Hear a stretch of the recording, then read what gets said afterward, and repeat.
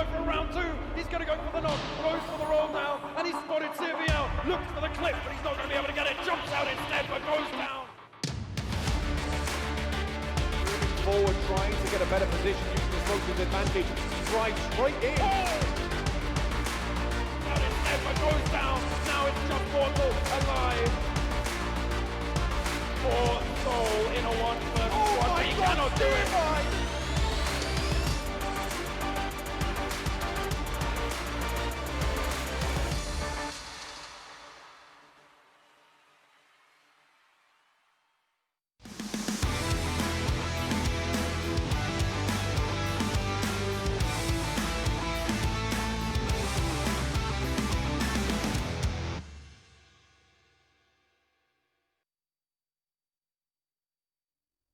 PMCO 2020 Spring Split South Asia Group Stages. My name is Varun Super Johnny John. Once again being joined by Ocean Sharma, and we are through the first 3 days, heading on to day number 4.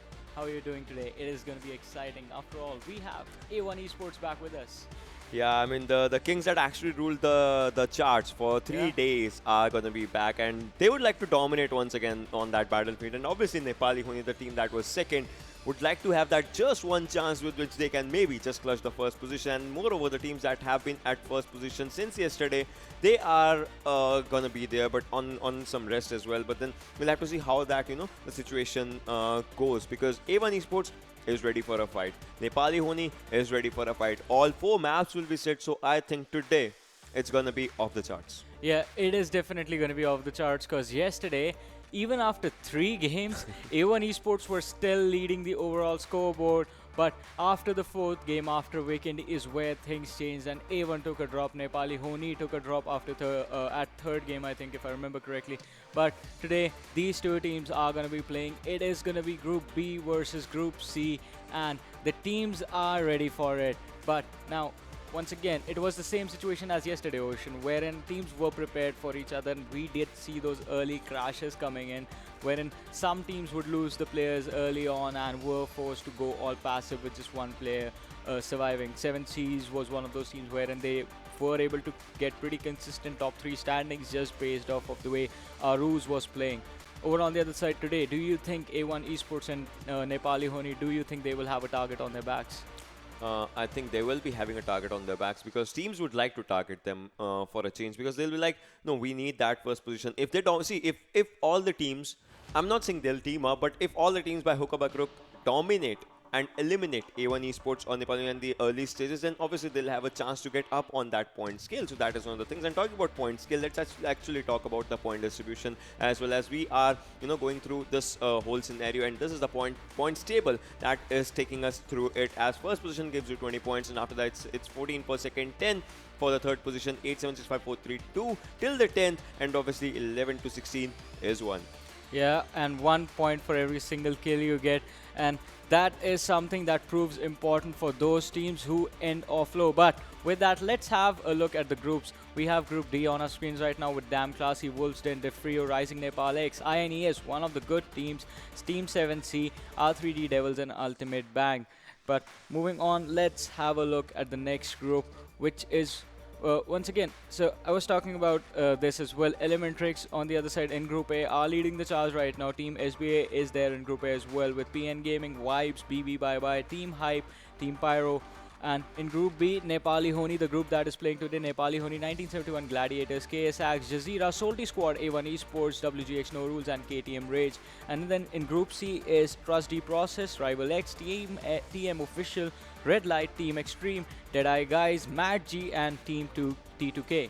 So, Trust D Process, another interesting team that I want to talk about, because coming into this entire tournament, they were one of the strong, one of the teams that on paper, if you look at them, they were looking pretty strong. Having the experience of being part of PMCO last year around. And this time, things are not working out for this squad. On the other side, A1 Esports just surprising everyone. Taking that crown with the first position quite comfortably on day 1. And they scored so many points that even after day 3, it was hard for teams to just get past them. Yeah, I mean, they have been at 87-point mark since the start of the first day. Like, at the end of the first day, they were at 87-point mark, and no one no team was able to actually dominate that, but they would like to go forward and forward as we'll be talking, because they want to, come closer to the gap of the first team. And as you talked about TDP, they are at 15th spot right now in overall points, and that 15th spot actually means they are the only team that has a chicken dinner and is in the second half of the table, and that second half is also 15th position. So if they have that capability of getting the chicken dinner, then I think they have a capability of dominating the table once again, and maybe try and get their spot in the first half in the top 8 area of the table. So if that happens today, I would like to see how they do it, because 4 maps provide 4 different opportunities to you. Erangel is gonna be everyone's map. Sanhok is gonna be the fast-paced and Slytherin map. Miramar is gonna be the DMRs and bolt actions map, and obviously Vikendi is gonna be an unpredictable map for everyone. So chaos is gonna reign in all the 4 battleground maps. Yeah, and once again, there are some teams that are really good on some maps. Talking about Elementrix on Vikendi and A1 eSports, they just seem to dominate every single time a fast-paced game mode comes on, because in day 1 they destroyed everyone on Sanhok and Erangel. You can't go up against this team, but once again, this is the same thing that we talked about, that we thought about INES when they came in, when you saw them play at first. But yesterday INES just fell apart a little bit and were looking like they were struggling from all those fights and picking bad spots. On the other side, PNGaming was one of the teams that stepped up big later during the day. So over on this side, on Group B and Group C, we have to see if we are going to have another dominance from the side of Nepali Ho Ni and A1 eSports, or are we going to see some new teams step up and contest these 2 titans? But before that, let's have a look at the overall standings before we start off the day. And this is it right now. In the top 8, we have Elementrix on number 1 with 112 points. PNGaming on number 2 with 101 points to the name. Wolves Den is at the 3rd position with 94 points. Rising Nepal X is on the 4th position with 90 points. A1 eSports is on the 5th position with 87 points. INES is on the 6th position with 80 points. Ultimate Bag is on the 7th with 78 points. Nepali Ho Ni is at 8th position with 76 points. Yeah, so if you see Elementrix and A1, they both have 2 chicken dinners, and I think A1 would like to go to a 3rd today, because obviously they'll try to go for the score that no one can actually touch, and that's going to happen. Meanwhile, on 9 to 16, if we have Team PYRO is out there with 0 chicken dinners and 74 points. Team Extreme once again comes back with a chicken dinner and is on 10th position. Vibes is on 11th. JyanMaara is on 12th.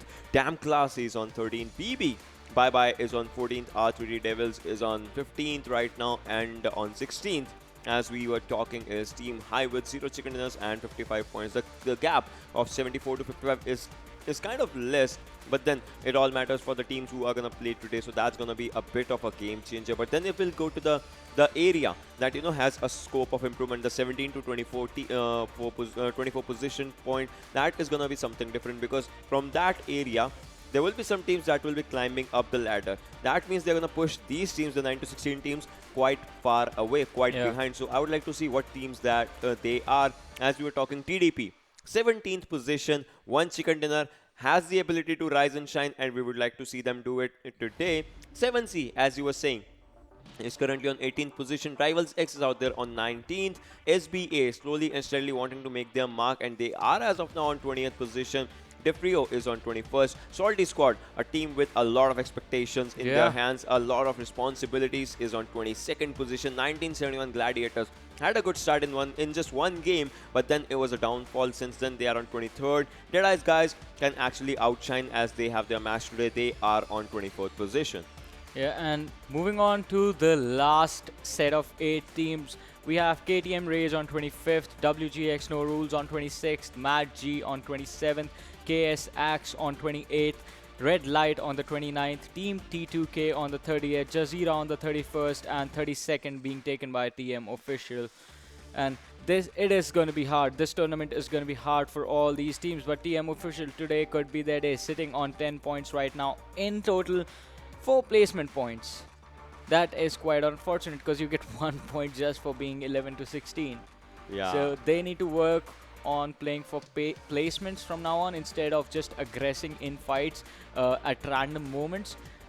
Otherwise, if they continue to play like this, it is going to be hard. On the other side, one more team the team that I wanted to talk about. But first, let's have a look at a head-to-head between the team that was in the first position yesterday and the team that is ruling the leaderboard right now, Elementrix and A1 eSports. Overall, 39 kills in 8 games, 25 kills in 4 games. Okay? Damage done in 8 games is 8638. Damage done in 4 games is 4876. So that makes sense. Healing in 8 games is 2941. Healing in 4 games is 2235. Healing in 8 games is 2941. Look at the difference in the stats of these guys. Distance travel, that makes a lot of sense, and it obviously has to, because these guys literally played more maps than A1 eSports Elementrix. Over on the other side, headshots 4 to 3. A1 eSports ahead in that. Grenade kills 4 for A1 eSports, 2 for Elementrix. I mean, the kills in itself. Look at that. I love this stuff. As you can see in grenade kills, you can see they have just 2 kills Elementrix, but then Yeah. the amazing use of throwables is being shown by A1 eSports. You're talking about kills. 8 games gives you 39 kills, and out there 4 games gives you 25. That shows their hunger for chicken dinner. That Exactly. shows their hunger. The players have an intense amount of hunger in themselves, as we're talking about A1 eSports. And A1 eSports, if not anything, are a beautiful example of the way the game can be played when you're going for comfort. When you have your eyes ruled on the maybe, see, right now it's a stepping stone, but maybe this team has its eyes ruled on the world trophy. Just think about it. If they're looking for the world trophy, they need to show the domination. They showed that by having back-to-back chicken dinners, by staying on the top of the leaderboards, by staying on the top of the charts even when they were not playing. Now they are back and they'll be like, no, it's our yard. We are going to show who is the boss out here. And maybe they are going to show that, because this is not just a game, to be honest. This is a performing art. You need to show why you are better than 96 others when you're in a classic match, and why you're better than 60 others, because you 4 guys will be there to dominate that battlefield. And this actually matters. With your guns, with your skills, with your mindset, with your teamwork, with your coordination, everything matters in this game. And hats off to A1 eSports, and welcome back, guys. We'll have to see what you do today. And just by looking at those numbers, you could actually tell what sort of playstyle these teams actually sort of prefer. Because Elementrix in 8 games, they have 35 kills and 2900 healing done. Yeah. So basically what you can pull off from that, they avoid fights, they go in for the late fights and like to fight in the later stages. Over on the other side, A1 eSports, in 4 games, 25 kills, 2200 healing. That means they are continuously fighting someone at any given time. They are always in a brawl with a given team or catching people off guard. Be that it may, they get caught guard off quite often, as it turned out later on. But for now, let's have a look at the top 5 kill leaders in the overall standings and see how these guys are doing so far. And one guy we remember who has been there is going to be BB Tamim from BB ByeBye. This man has been performing amazingly, sitting on number 1 position with his 15 kills and 3000 damage being dealt. On the other side, we have Rivals Trigger with 13 kills, 1700 damage, but the average survival time is quite a lot. In fact, every single 4 player, like all remaining 4 apart from BB ByeBye, is over 19 minutes. BB ByeBye just lacking behind. He is really, really aggressive. One of the best things about this top 5 scenario, if you like, there's no Elementrix player. Yeah. Correct me if I'm wrong. There's no Elementrix player. There's no no A1 A1, eSports player as of now. No doubt A1 just has to, less amount of kills because they are gonna dominate it. But then, if you remember A1 eSports Kapshi, Yeah. if I'm not wrong, he should be there in top 8 kill leaders, and he would like to make his way for it, because you remember that he used AKM 4 times in the first match to actually kill players, and those shots landed directly with that accuracy. Meanwhile, Tamim, Trigger, Wills Newty, PNFSec, and Wills69, I mean, to be honest, these guys played tremendously well. But today, if it happens, top 5 are gonna be new faces, because new teams, the teams that actually wanted to had that rest, this group, our group B, that had actually been resting from last 2 days, is ready for a fight. Yeah, they have to be ready. And another team that I want to talk about, I want to discuss before we actually jump into the game, is going to be SOLTISQUAD, as you said earlier. A lot of expectations were there from this team, and quite similar to Trust G Process, they were also part of the last PMCO, one of the more experienced teams coming in, and the only thing we can remember about them is that they are not performing right now. Yeah, see, sometimes it happens. I mean, obviously, they know their competition of previous times, like the fall split competition, but then they have to know about the young blood as well, because right now, the new teams that are coming, some underdogs, some experienced players, the players that don't have LAN experience but have that classy experience with which they know how to dominate the battlefield, they are on that area. And this sometimes creates a problem for some bigger teams like SOLTISQUAD that they are facing. But to be honest, today, they have to perform. They will perform, if not anything, because their fans will be ready for it. And so, if anything, I'll just give one advice to fans. Grab yourself some popcorns, some Coke, yes. and you guys just sit and relax because today's games are going to be mind-blowing, to be honest. Yeah, it is going to be pretty lit on all maps. Erangel followed by Sanhok, followed by Miramar, and then on Vikendi. Since Elementrix is not there, we have to see whose map it is going to be because they always seem to take that one for themselves. But over on the other side, we also have some interesting people from interesting teams.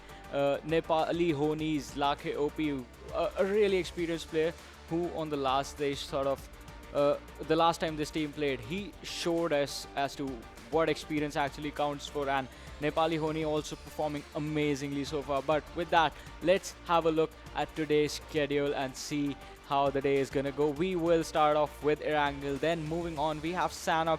The third game, as always, is going to be Miramar, and in the end, it's going to be Journey Through Snow on Vikendi. I mean, yeah, Vikendi is a map of unpredictability, but there's just one team that has always predicted Vikendi. That is everyone's kind of favorite team that is ruling the charts, Elementrix. But I would like to see, since Elementrix is not playing today, which new team comes out on top, because there can be either new names or underdogs or the teams that are currently in the bottom half of the table. See, if any team that is out there from position 17 to 32.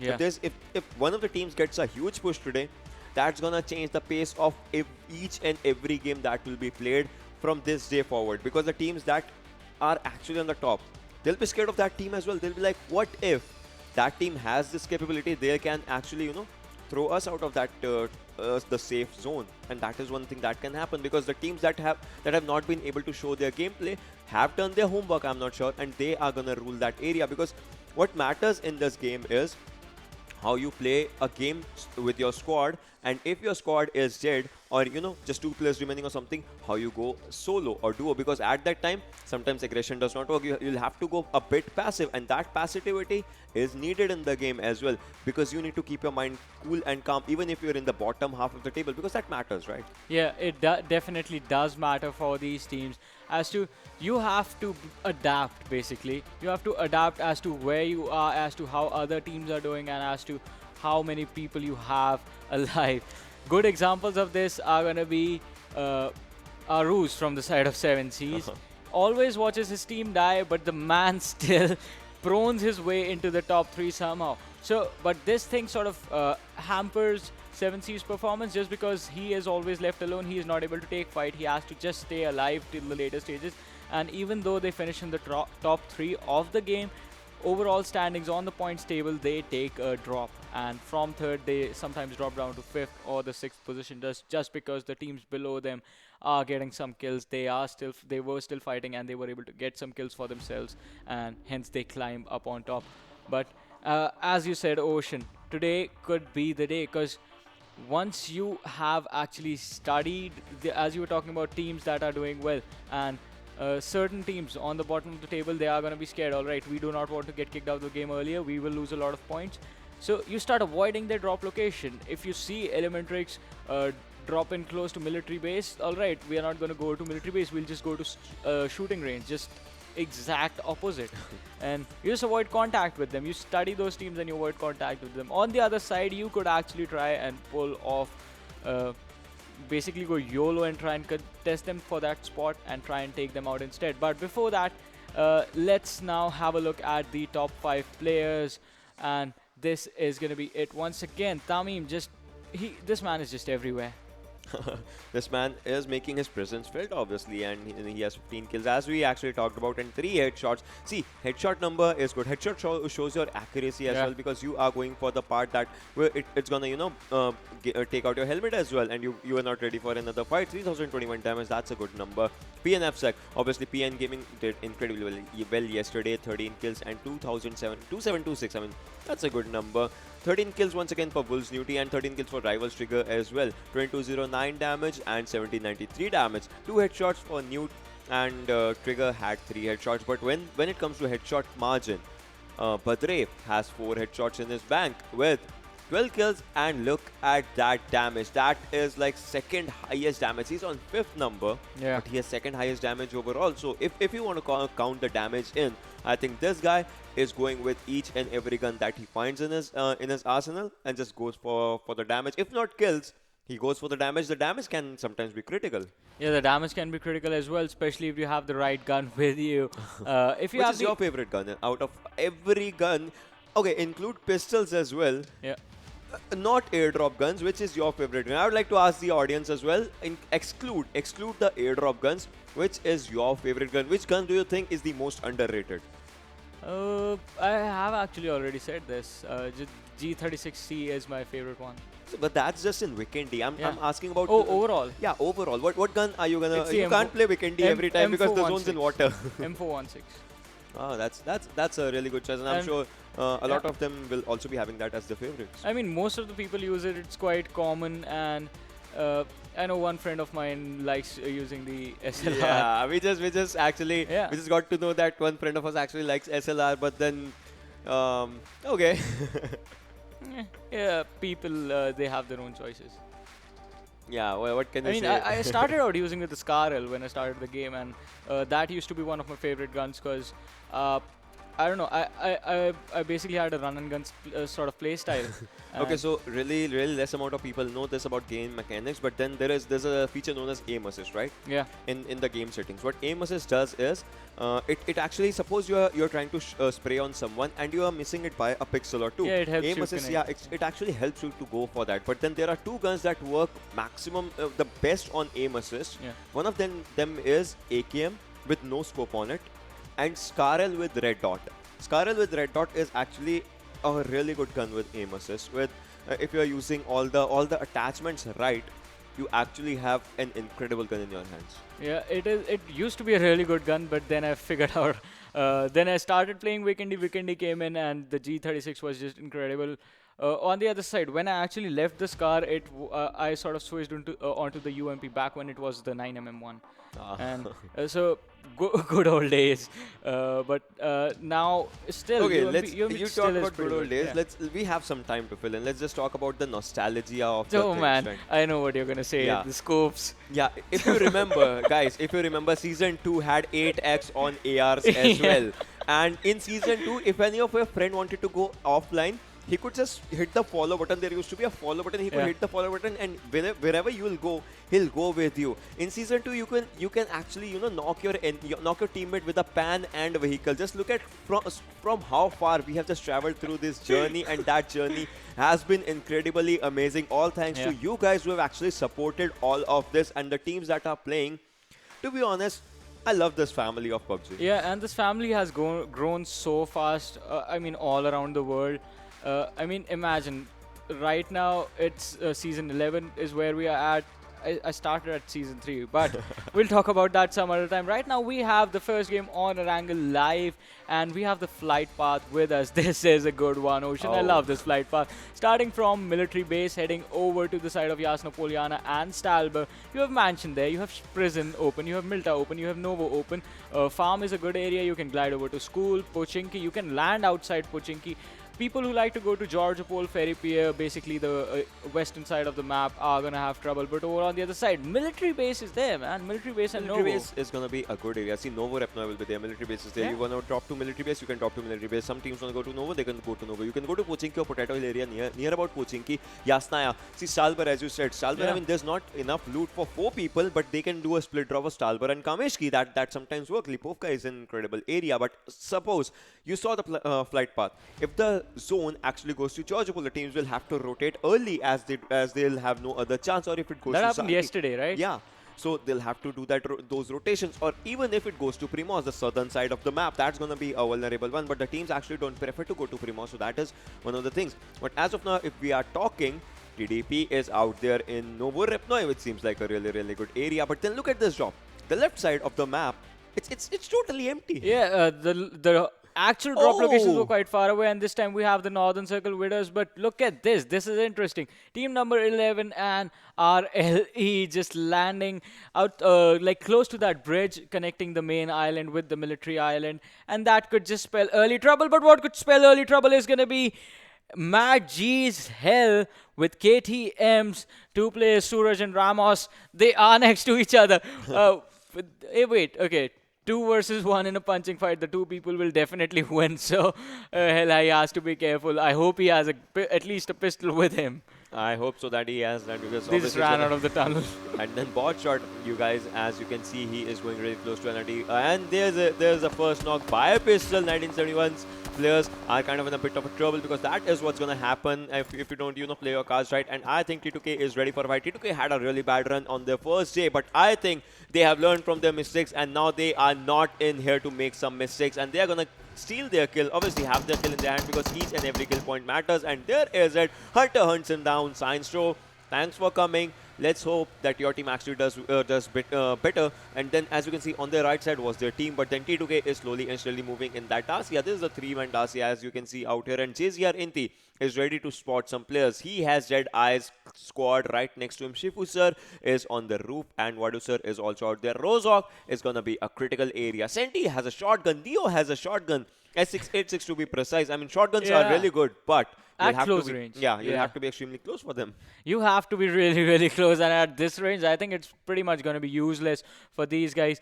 You have to somehow find a way close. Over on the other side, I think by now, even if you have an SMG, that is going to work out for you as well. SMGs have a decent range, and the rate of fire on those weapons is just incredible. You'll be able to do a lot with them. But for now, DE and JZR are just avoiding contact with each other. Look at Inti. He was just chilling in his own house. I don't think he has even moved. But for now, we have A1 Esports and SOLTISQUAD against each other, just dividing the territory with the road right in front of them. A team that has dominated and a team that has their eyes on domination. Solti and A1 obviously wants to bring up their A1 game out here. Meanwhile, once again to Rozok, JZR and DE, they are kind of ready for a fight. Wadu sir, as you can see, is rotating from house to house with Shivu sir trying to give him extreme cover as they can. Neo is really, really far away from his team, which is Inti, Senti and Sham. We'll have to see what happens. But then one player has been spotted. Inti was spotted by Shivu sir, but most of the shots land on his wall only. But I think Inti now knows Inti would like to peek. Would he like to peek or not? He has a UMP, as I can see through the shadow. And Shifu has 6 bullets in his car L and knocks him down. Inti has been knocked out in this fight, but then will that be enough? Now he switches to Thompson. I don't think so. He has enough bullets on his car L. As of now, he does not want to reload. That can be one of the things. And Rated Sir and Illusion Sir are moving from the right hand side. Wadu Sir is going to go to that house to finish the game or not. That is one thing we'll have to see. He has an SMG drop, SMG loot, as you can see, SMG. Uzi and a UMP. Wadu sir is moving into the house to finish him off. Yeah, and he's going to be killed off. And as I said, SMGs are going to work out for you in the early stages. The Uzi just doing the work for the side of DE, and JZR are going to lose one player in an instant in the early stages. We are in the first 5 minutes of the game, and 2 players have already been killed off. Is this Erangel or is this Sanhok? I mean, sometimes it happens and sometimes it does not happen. That kind of other things. Rated Sir and Illusion Sir are gonna move. See, this Dacia is being really, really helpful for them. Yeah. They are, but then it brings in a responsibility. Fun fact: yesterday I just used 10 UC on a lucky spin. Yeah. I got an incredible, amazing Dacia skin. I mean, PUBG gods are really happy on me with just 10 UC. I'm getting really good skin, but still I want that M4 Glacier, to be honest. If anyone is listening, please give me an M4 Glacier. I seriously want that. But then Everyone wants that. Yeah, everyone wants that. I'll max it myself, but then I want it. I've used so many spins, but then I've never had it as of now. Shifu Sir and Wadu Sir and obviously Rated Sir and Illusion Sir. See, it's like, it's an amazing thing. You say their names with respect, kind of. Yeah. It's Shifu Sir, Wadu Sir. It's like, yes, sir. Yeah, but they are earning that respect as well right now in this game. Doing really well, sitting quite comfortable. Did not have a chance to play, but now finally in this action. Over on the other side, let's have a look at KTM and see what they are doing. But once again, okay, this is Nepali Ho Ni. 2 players going for the split. Goli and Akish. this time around, and they have been performing amazingly, this entire team, in fact. But we're sitting on that second position, and the difference was not that big between them and A1 Esports in the early days. It was somewhere around 20 points. Do you Wait, did they remember? just spot them? Yeah. Are they going in for the chase? That is just going to be incredible. Oh boy, I wonder if they actually catch up to them. Yeah, but then NHN, you guys, this team wants to make it to the top charts as they have been second. That's what their best was, but they want to come up first. And Team Mercenaries, this is the team that is currently on the last position, the 32nd position. Mr. Wutu Chiku, Dominator, Insane. They want to climb up the ladder because this is kind of a desperative move for them. They want that thing. They want to be in the top charts. They want their fans to actually be happy about one thing, and that is them winning one match. A live feed, as you can see, we have just lost two players. One from 1971 Gladiator and one from JAZEERA. Rest all assured, people are safe and really good. TDP, trust the process. As you guys can see, they have 3-4 vehicles and they are ready for movements. And 971, they have lost one player, but as of now, rest 3 players are ready for the movement. KS is also moving. So each and all, I think the players know it's high time they need to find a good compound. As everyone landed in the zone, they just need a good area where the zone actually stays. Yeah, and being Erangel as it is, even after landing and even before the first circle actually, first zone actually connects and becomes the second one, you have a lot of time to go in for the rotates. You have a lot of time to go into your favorite locations, find a car as soon as you land, drive over there, get the loot, and then fall back. And we do see a lot of teams do that. Right now, we do see RLE moving through the side of Ruins, and this is going to be interesting because now rotations towards the zone are going to start and come in. The blue zone is slowly trying to close in. TDP right next to the side of Rivals. Can they actually go in for the connect? Wait, did he actually go in for the park on that car?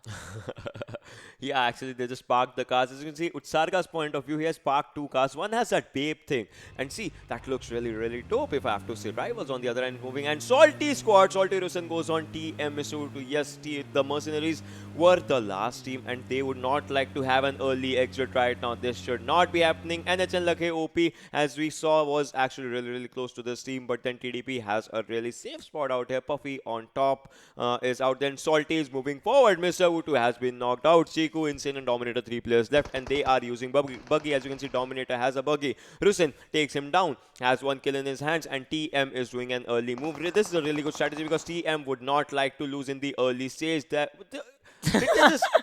They just jumped down the cliff. That's how scared they were. But we have the first airdrop coming in with the AWM, the extended mags, and over on the other side, it had the level 3 entire kit as well. But imagine scaring a team so much, they just take their cars and like because right dive now down a mountain. For that team, it's a high pressure Yeah. situation because they are at the.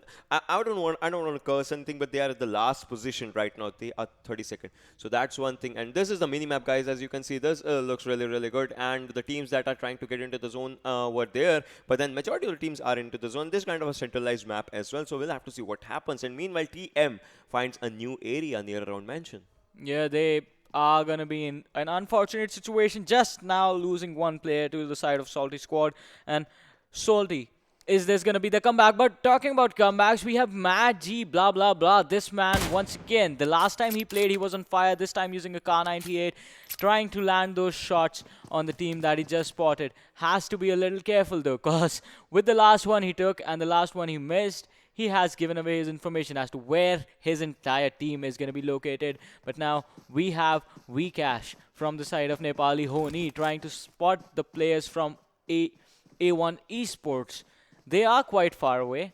But if this clash actually happens, I would love to see this. I want to know if you guys are going to be excited if Nepali actually goes up against A1 Esports. Because after day 2, when all the 4 groups had played their games, their 4 games, A1 Esports was on first, Nepali Ho Ni was on second. But now the situations could change if one of these teams actually eliminates the other this early on.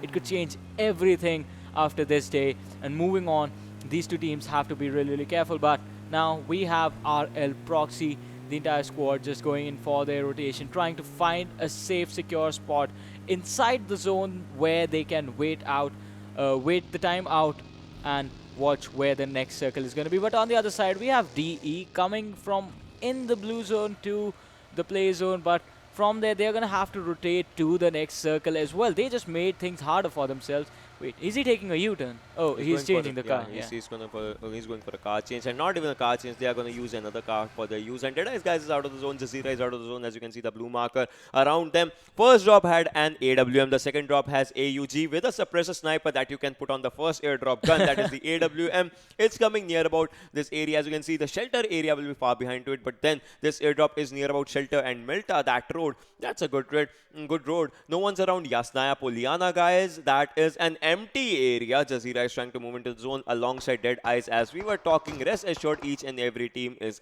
in a really good spot. NHN, I can see some shots going up from NHN to A1 eSports. This is going to be something. Team that was on the first position versus team that was on the second position, and A1 is kind of in a bit of a trouble because they are in the open right now. You're trying to fight from the open area against Nepali Ho Ni is going to spell some trouble. But what is going to spell trouble as well is the fact that Soti is there. Oh, the next circle being near shelter, centered around shelter and the prison area. Over on the other side, we see DE just going ham on the side of JAZEERA. Sham is going to be taken down. Neo is going to be taken down. And that is just going to be the entire side of JAZEERA being taken out of the entire game. But oh wait, this is Nepali Ho Ni. Are they going in for the flank or are they running away? Wait, Lake just forgot his teammate. No. They did a really good thing. As soon as the circle formed, they knew they had to make a move into the zone. They just went for it. They were like, no, just leave A1 eSports out of the equation. We need a safer spot into the zone. They are giving a full priority to the zone. That's how cautious they are. That's an amazing, incredible strategy this team is going for. And to be honest, this team deserves a chicken dinner if they are going for this strategy. Amare and Bad Boy and Hackshot actually shooting someone. I think they have found someone, and A1 Esports also moving to the zone. They need to find a safer spot as well. A1 Esports has found a compound, but then will someone go to contest them? Because they were NRC was shooting on them. A1 will be ready for a fight. The first fight that happened in the previous days was once again A1 versus NRC, and I think we can have that. But right now, NHN Gole is trying to spot Mad G, blah blah blah. But will he spot or not? Because blah blah blah is using his first aid, and blah blah blah would like to move. But I'm saying blah blah blah a lot. But then I should not be saying blah blah blah a lot as of now. But then NHN Gole is trying to spot and shoot him.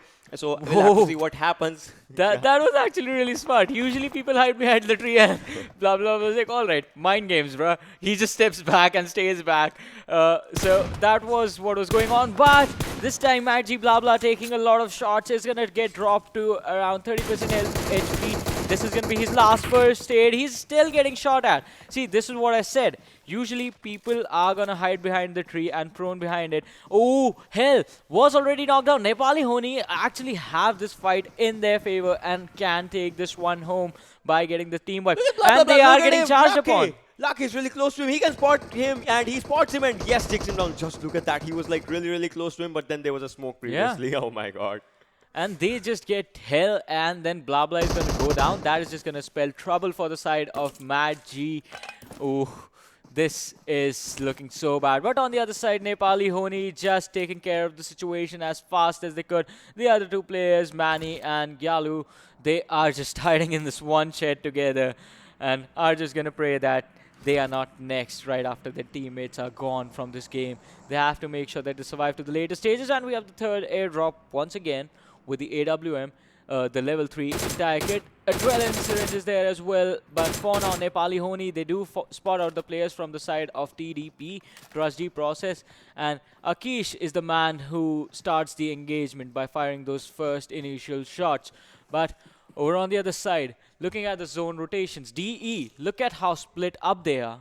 Yep, that is totally true. We'll have to see how this all happens. And DE Shifuser is actually moving to KTM. Is he going to go for it? I don't think so yet. But then Akish gets a skill on Magihel as Magihel was knocked out. Warusa comes in really good position. But then they have to get into the zone because no team is as of now in the zone, in this drone area. Team number 16, that is RL, is out of the zone. Team number 12, that is KTM, is out of the zone. They just need to get into the zone as soon as they can. And I think it is high time that it should get into the zone because the fourth circle is coming. and it is less than 25 seconds. So guys, you need to just charge your cars and move in, hit those nitros, and you need to get into the zone, because if that does not happen, the zone's damage is going to be a lot. Olin, Vcash, they are trying to spot players, and I think they have spotted 1971, and 1971 can be easy kills for them because they were kind of in a wrong position. As of now, TX captain has spotted DE. Vadu sir was trying to go for some M16 shots on him. Right now, he just lies down because the proning is a really good thing. And Viper and Kazi, as you can see on your screens, they were also at a really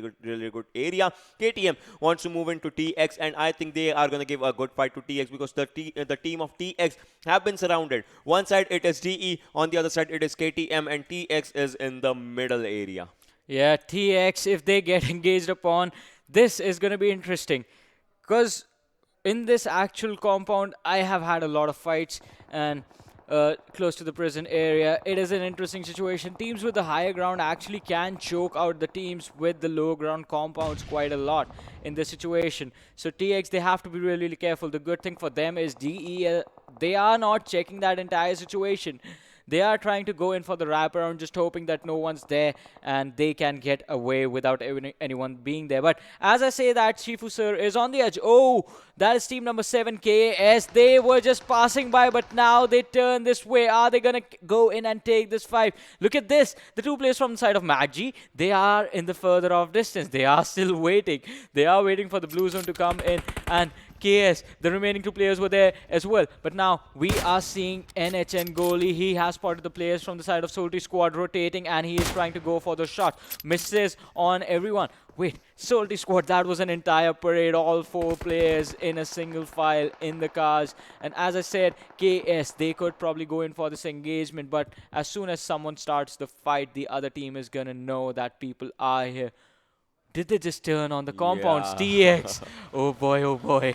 This is looking really bad for teams because you know the area is open and it includes prison area. So if you'll just move out of prison, it's gonna be really bad. And the cars are what is this like? What is this? These are cars, not Lego blocks. I mean, but yeah, look at one thing. Look at one thing. 1971 is under that shelter area and the cars are stuck. If they just blast the cars, they'll have no area to come out of this shelter area. I think they are gonna do it. I think RL. Do they know? I don't know, but then imagine if they just do it. That is gonna be like, see, 1970 is they are under this area. They are under those tunnels. They'll have no way out. Yeah, they are in the bomb shelter. This is gonna be unfortunate Imagine for these guys.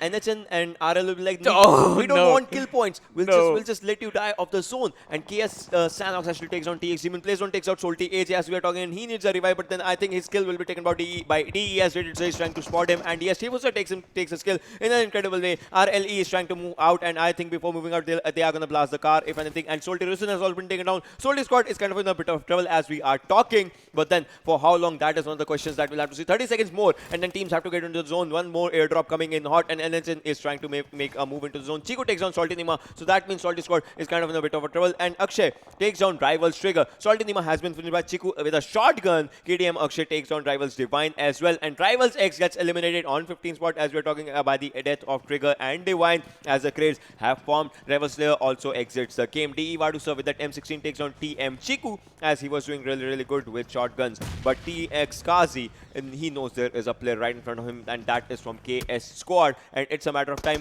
Two areas, two different warehouses. Captain is really low on health, and then Ifni is moving forward. Reed is moving forward. Right now, they're spotted each other. Kazi is really low on health. Charges up with that Uzi, and a whole squad gets eliminated. Team Extreme goes down. Thanks to Sanhok, thanks to Reed, and Ifni needs a revive, but then will he be getting a revive? Not right now because the zone is behind them. RL, you are on the car. That was incredible. Red light has been eliminated in this by TDP Utsarga.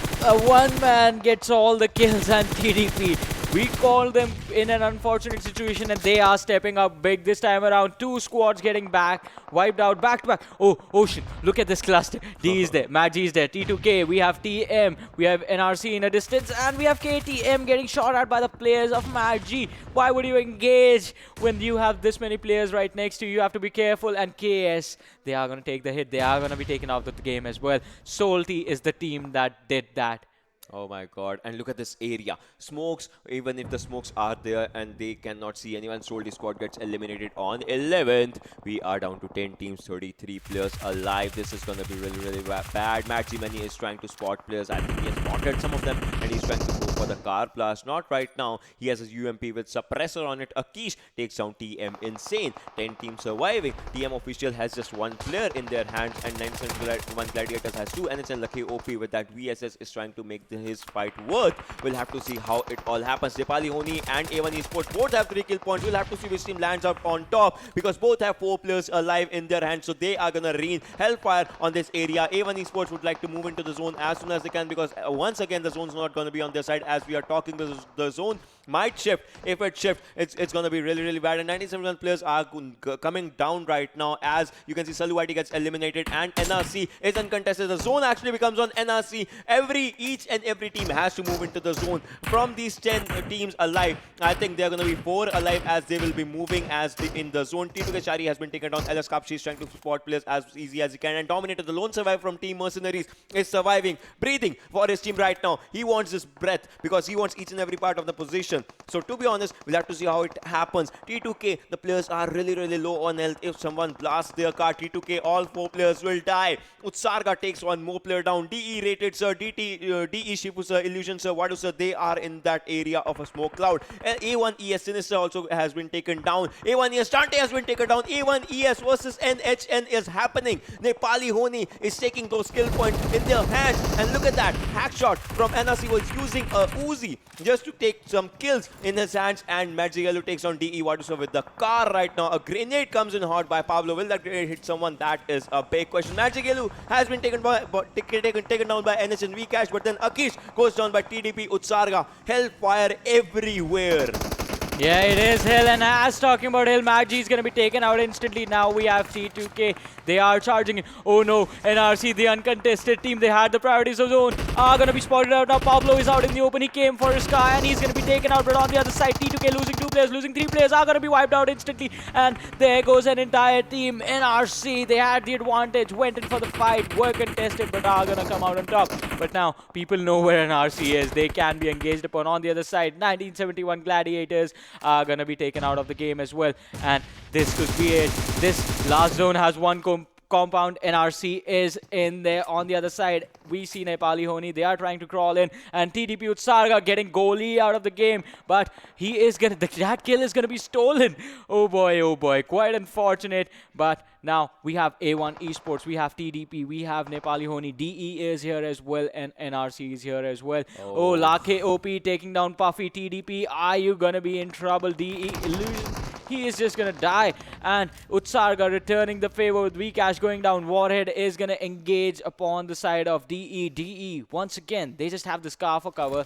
They have some trees. And Rated Sir, he looks to be in trouble. He has to stay down for as long as he can. And here comes the blue zone crawling right behind him. He has to try and get away. He has 3 med kits and some bandages. He has to be really, really careful as to how he uses his look at utility. their location. They are at a prime location, but can they actually contest it? A1 ES Kapshi goes down by a grenade, but still A1 ES is kind of surviving. NRC with all 4 players and 7 kills. 7 kills is a really big number. Amare is trying to spot some players if he can, but then as of now, no good luck. Has a Peril, has an AKM. Lake OP goes up on TDP Utsarga once again. KTM Warhead, as you can see, he knows there are players right in front of him. He knows that he needs this cover desperately and he is using this cover. Grenades are coming in handy, but nobody home with those grenades. So that is one of the things that you know, the grenades, the utilities are going for a waste right now. And smokes, as you can see, and grenades, more and more grenades. No, that rock will not go down if you're using grenades on them, my boy. That is a bad thing. A1 ES gets eliminated on 6th position. That was bad with 4 kills in their hands. Who's going to be the new winner? Will it be NHN for a comeback? Will it be NRC? Will it be KTM? Because Akshay and Warhead are on 2 different locations. Will it be TDP or will it be DE? Because these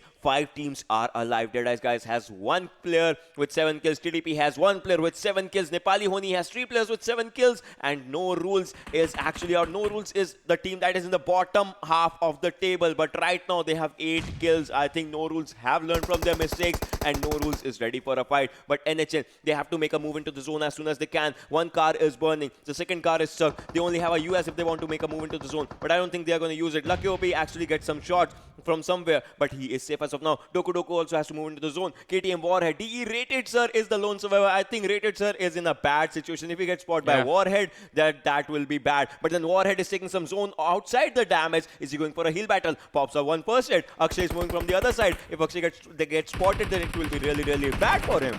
Yeah, NRC Amare trying to be the scout for his team, and Warhead is going to be taken out by the play zone. That just leaves 1 player alive for the side of KTM. And did Akshay get spotted over there? Oh yes, he is. Warhead, he is going to be finished off. And now you can actually throw the nade over towards the rock and get him. They were trying to kill him earlier. But over on the other side, Nepali Ho Ni Akish is going to take out NRC Hackshot. And that could spell trouble for the side of NRC. Nepali Ho Ni, they can actually take this fight. But they have to be really, really careful because Doku Doku from the side of TDP is there. Then we have 1 player, Rated Sir, from the side of DE as well.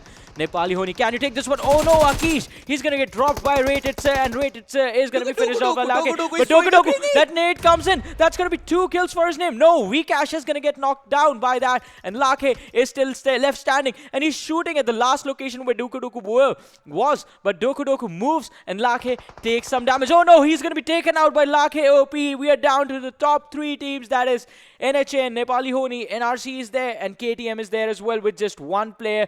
And this is all an open area. The zone is outside. Look at them. NRC is ready. NRC has smokes outside. KTM Akshay is the lone survivor for his team from a long, long time because one of the players, Warhead, got down by the play zone. Now they know NRC's location. They know that No Rules is out there. Akshay knows it. NHN knows it. They are ready for a fight. They want NRC to make a mistake. They want to capitalize on that mistake. They want it for their team. KTM's lone survivor. Hackshot is moving forward. That will be taken down by Akshay. Obviously, we'll try to finish him and we'll get a kill on him. That was incredible. Akshay has taken down 1 player. The team that was 4-man strong is right now 3-man strong. 1 man actually fell down. Akshay uses a smoke. I think that's a smoke popped in, and once that smoke goes out, but then he won't get time. It's down because KTM Rage has been taken down. 2 versus 3. Nepali Ho Ni is ready for a fight. NRC wants a chicken dinner. The zone is shrinking slowly and steadily. Amare has to move 3 meters into the zone. Vikesh can be spotted, but will it happen?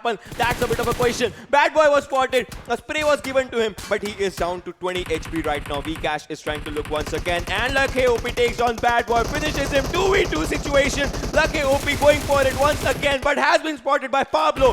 1v2 situation. Amare can spot someone. Pablo can spot someone. Vikesh has an airdrop as his cover. Vikesh, it's all on his hands. The one lone survivor, Amare and Pablo, needs to find the situation. They know he's behind that area. Amare is taking some zone damage. Has 2 first hits. Will it be enough? No! Vikesh takes him down. Pablo with 10 HP moving forward, and NHN takes the win! NHN, what an amazing performance in game number 1. And look at this. I call Lakhe one of the most experienced players in the game. This man alone has more kills.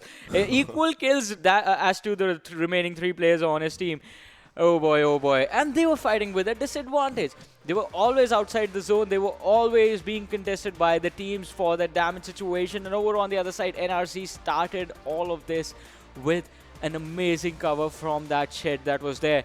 And still losing that 3v2, that just shows how experienced and how skilled these players from the side of Nepali Ho Ni are. Talking about skills, let's talk about A1 eSports finishing on 6th position.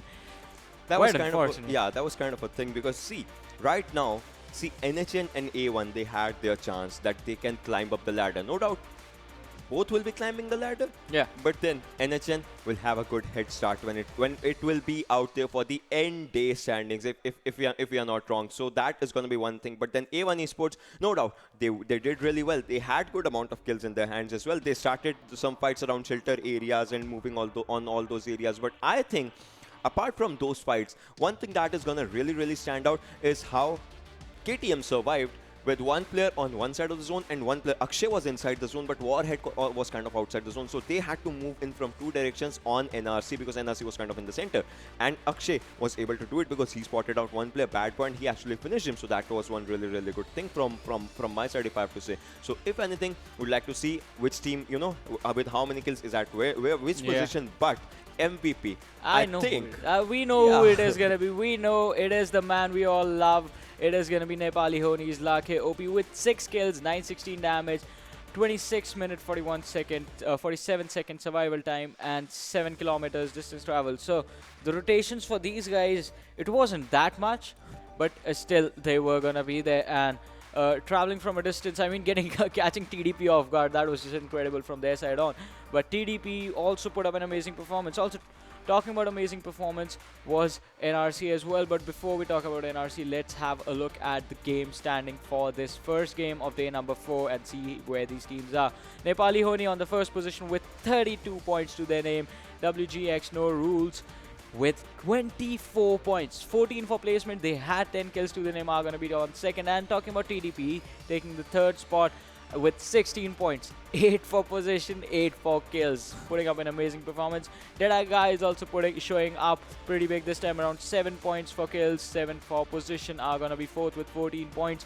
KTM Rage, even though they finished third overall in the game, they did not have the kills and are going to be pushed down a little bit, are going to be fifth with 14 points to their name. A1 eSports are going to be sixth with 10 points to their name in total, 7th being taken by team T2K with 8 points, and 8th position being taken by KS Axe with 5 points in their name. Yeah, and the bottom of the table right now, 1971 Gladiators was out there with 0 kills and 5 positions. That was their placement points on 9th position. SOLTISQUAD was on 10th with 1 placement point and 13 and 3 kills, obviously 4 points for them. TM making up a bit of a comeback because they are at last right now, but right now they are 4 points in 11th position. Team Extreme on 12th, Mad G on 13th, Red Light on 14th, Rivals X on 15th, and JAZEERA finishes the last, was the first team to get eliminated in just a hint of a while. So that's one thing that happened really, really bad. But then if you have to talk about some things, right? No rules. Is in overall standings, no rules is around 24 to 32 in the last area of the table. So they made an incredible comeback. That means if they can do it, TM can also do it. TM tried to do it. They actually finished 11th overall, but then it's a high time. From 32nd position, you have to climb up the ladder, maybe slowly and steadily, but you'll have to do it because this, I mean, what day is it? This is 4th day, right? This is 4th day. So that means first day, second day, third day. All the mistakes that you could make, you have done them. Now you just need to learn and practice and just put them to work. Yeah, you need to fix your mistakes because it is high time. Okay, so in this game, one thing I think everyone noticed was the change of pace that came in from all these teams. And talking about things that changed, WGxNoRules, they just became more aggressive. On the other side, A1 eSports slowing down a little bit, SOLTISQUAD stepping up, TDP stepping up. I mean, all the experienced teams was the first day just sort of a practice session wherein you just wanted to see what other teams are bringing to the table, or was that just a fluke from their side, or was it just a bad day for them? Or maybe they were like, you guys play, we'll show what we can do on some later day, and maybe they just started doing it because NHN obviously had an incredible run on their first day. First game was kind of bad. Second, third, fourth was really good, but now they are actually going up for it. And we saw Lakhe, right? But I want to see which are other 4 players as well in the area, in that landmark of top 5 players. So let's just actually go for that. And Lakhe, obviously 6 kills, 916 damage, 1 headshot. Shifu Sir out there with 4 kills, 263 damage. See, now the damage amount is quite was he kill stealing everyone? 4 kills, 263 damage. This man is in his sense an assassin, I would say. Probably. And Utsarga, as we can see, 3 kills and 739. That's a good amount of damage considering the kills. And NHN Vcash is out there with 3 kills and 620 damage. And Akshay, 3 kills, 491 damage. So damage points and all those points teams are getting in a really, really good amount. But then we'll have to see what happens in the next match because Akshay was the lone survivor for his team. NHN, two players from NHN. That means the team's coordination was really good. TDP stepping up their game, and DE Deadeye is also stepping up their game. But then damage stats not good, but kill stats was incredible.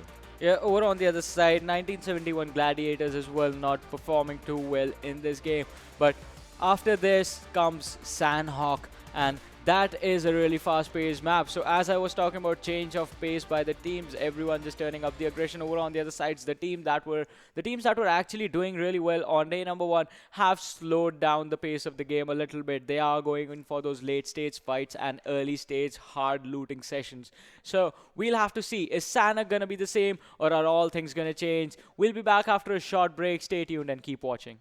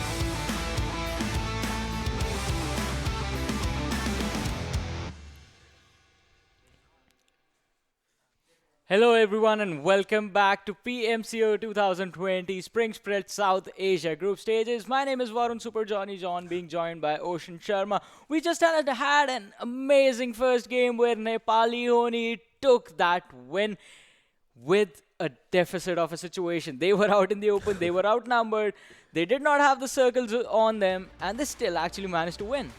Yeah, and apart from game, I have his spectacles on, and I look better than him. So yeah, there's that. That's going to be an argument. You guys can tell us who looks better in those Yeah, but to specs be in honest, the chat. NHN did really good, right? See, they had that one shot, one opportunity. And I to take everything see- that they see- wanted. See, they did really good because 2v3 fight, you don't go, Yeah. you don't. There's no chance of making a mistake because if any one of your players make mistake, you left for 1v3 fight. You want your opponents to make mistakes, and you need them to actually be on that downside from where you can just pick them off one by one, and that's what Lucky did. First player comes out, he knocks his player. First, Lucky had no idea where his opponents are. But when his player got knocked, the knock player says enemies ahead, and he's like, okay, I'll just fire my crosshair to that direction. One player goes down. The other player throws a smoke. His hand is seen. He shoots in that direction. The second player goes down. The third player knows that where he is because this was just one airdrop. But then he is already ready for him. And then those are 3 kills that Lucky takes in his bag. And from those 3 kills, total makes it up to 6. Also becomes the MVP, the highest kill taker, and obviously does an incredible game. Yeah, and apart from being outnumbered just by manpower itself, there were other factors as well. Talking about the drop that they were using for cover, NHN and Lakhe was out in the open. There were 2 obvious situations where the players from the side of NHN were gonna be, and NRC.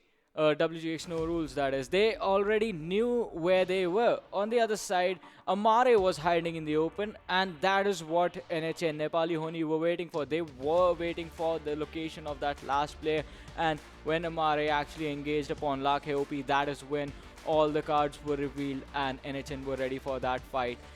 Ended up with a successful closeout on that game, but we'll have to see if they can actually turn it around and go into Sanhok with a good advantage and take a win on this one as well. On the other side, let's talk about A1 eSports and SOLTISQUAD. 2 teams that started Erangel really good, but sort of fell down a little bit. Yeah, that happened. See, A1 Esports, I won't say they just fell down a little bit because top 6 is still a good position. With just they had 4 kills in their bag, but then those the 6th position that actually can take them up. They might be like, they just wanted to start a day by learning what teams have actually done. And maybe they have done their homework now, and second map can be theirs because they had a chicken dinner in first day Sanhok as well. They can actually rule the table once again.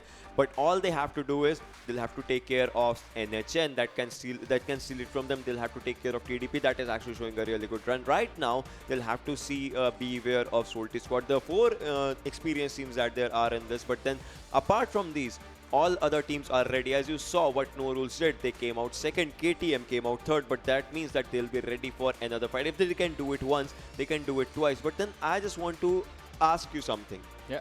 Imagine, game is all about skills, but imagine if the luck that favored to NHN in that thing. Imagine if there was no airdrop, if that would have been an open area. Lucky had nowhere to go in that thing.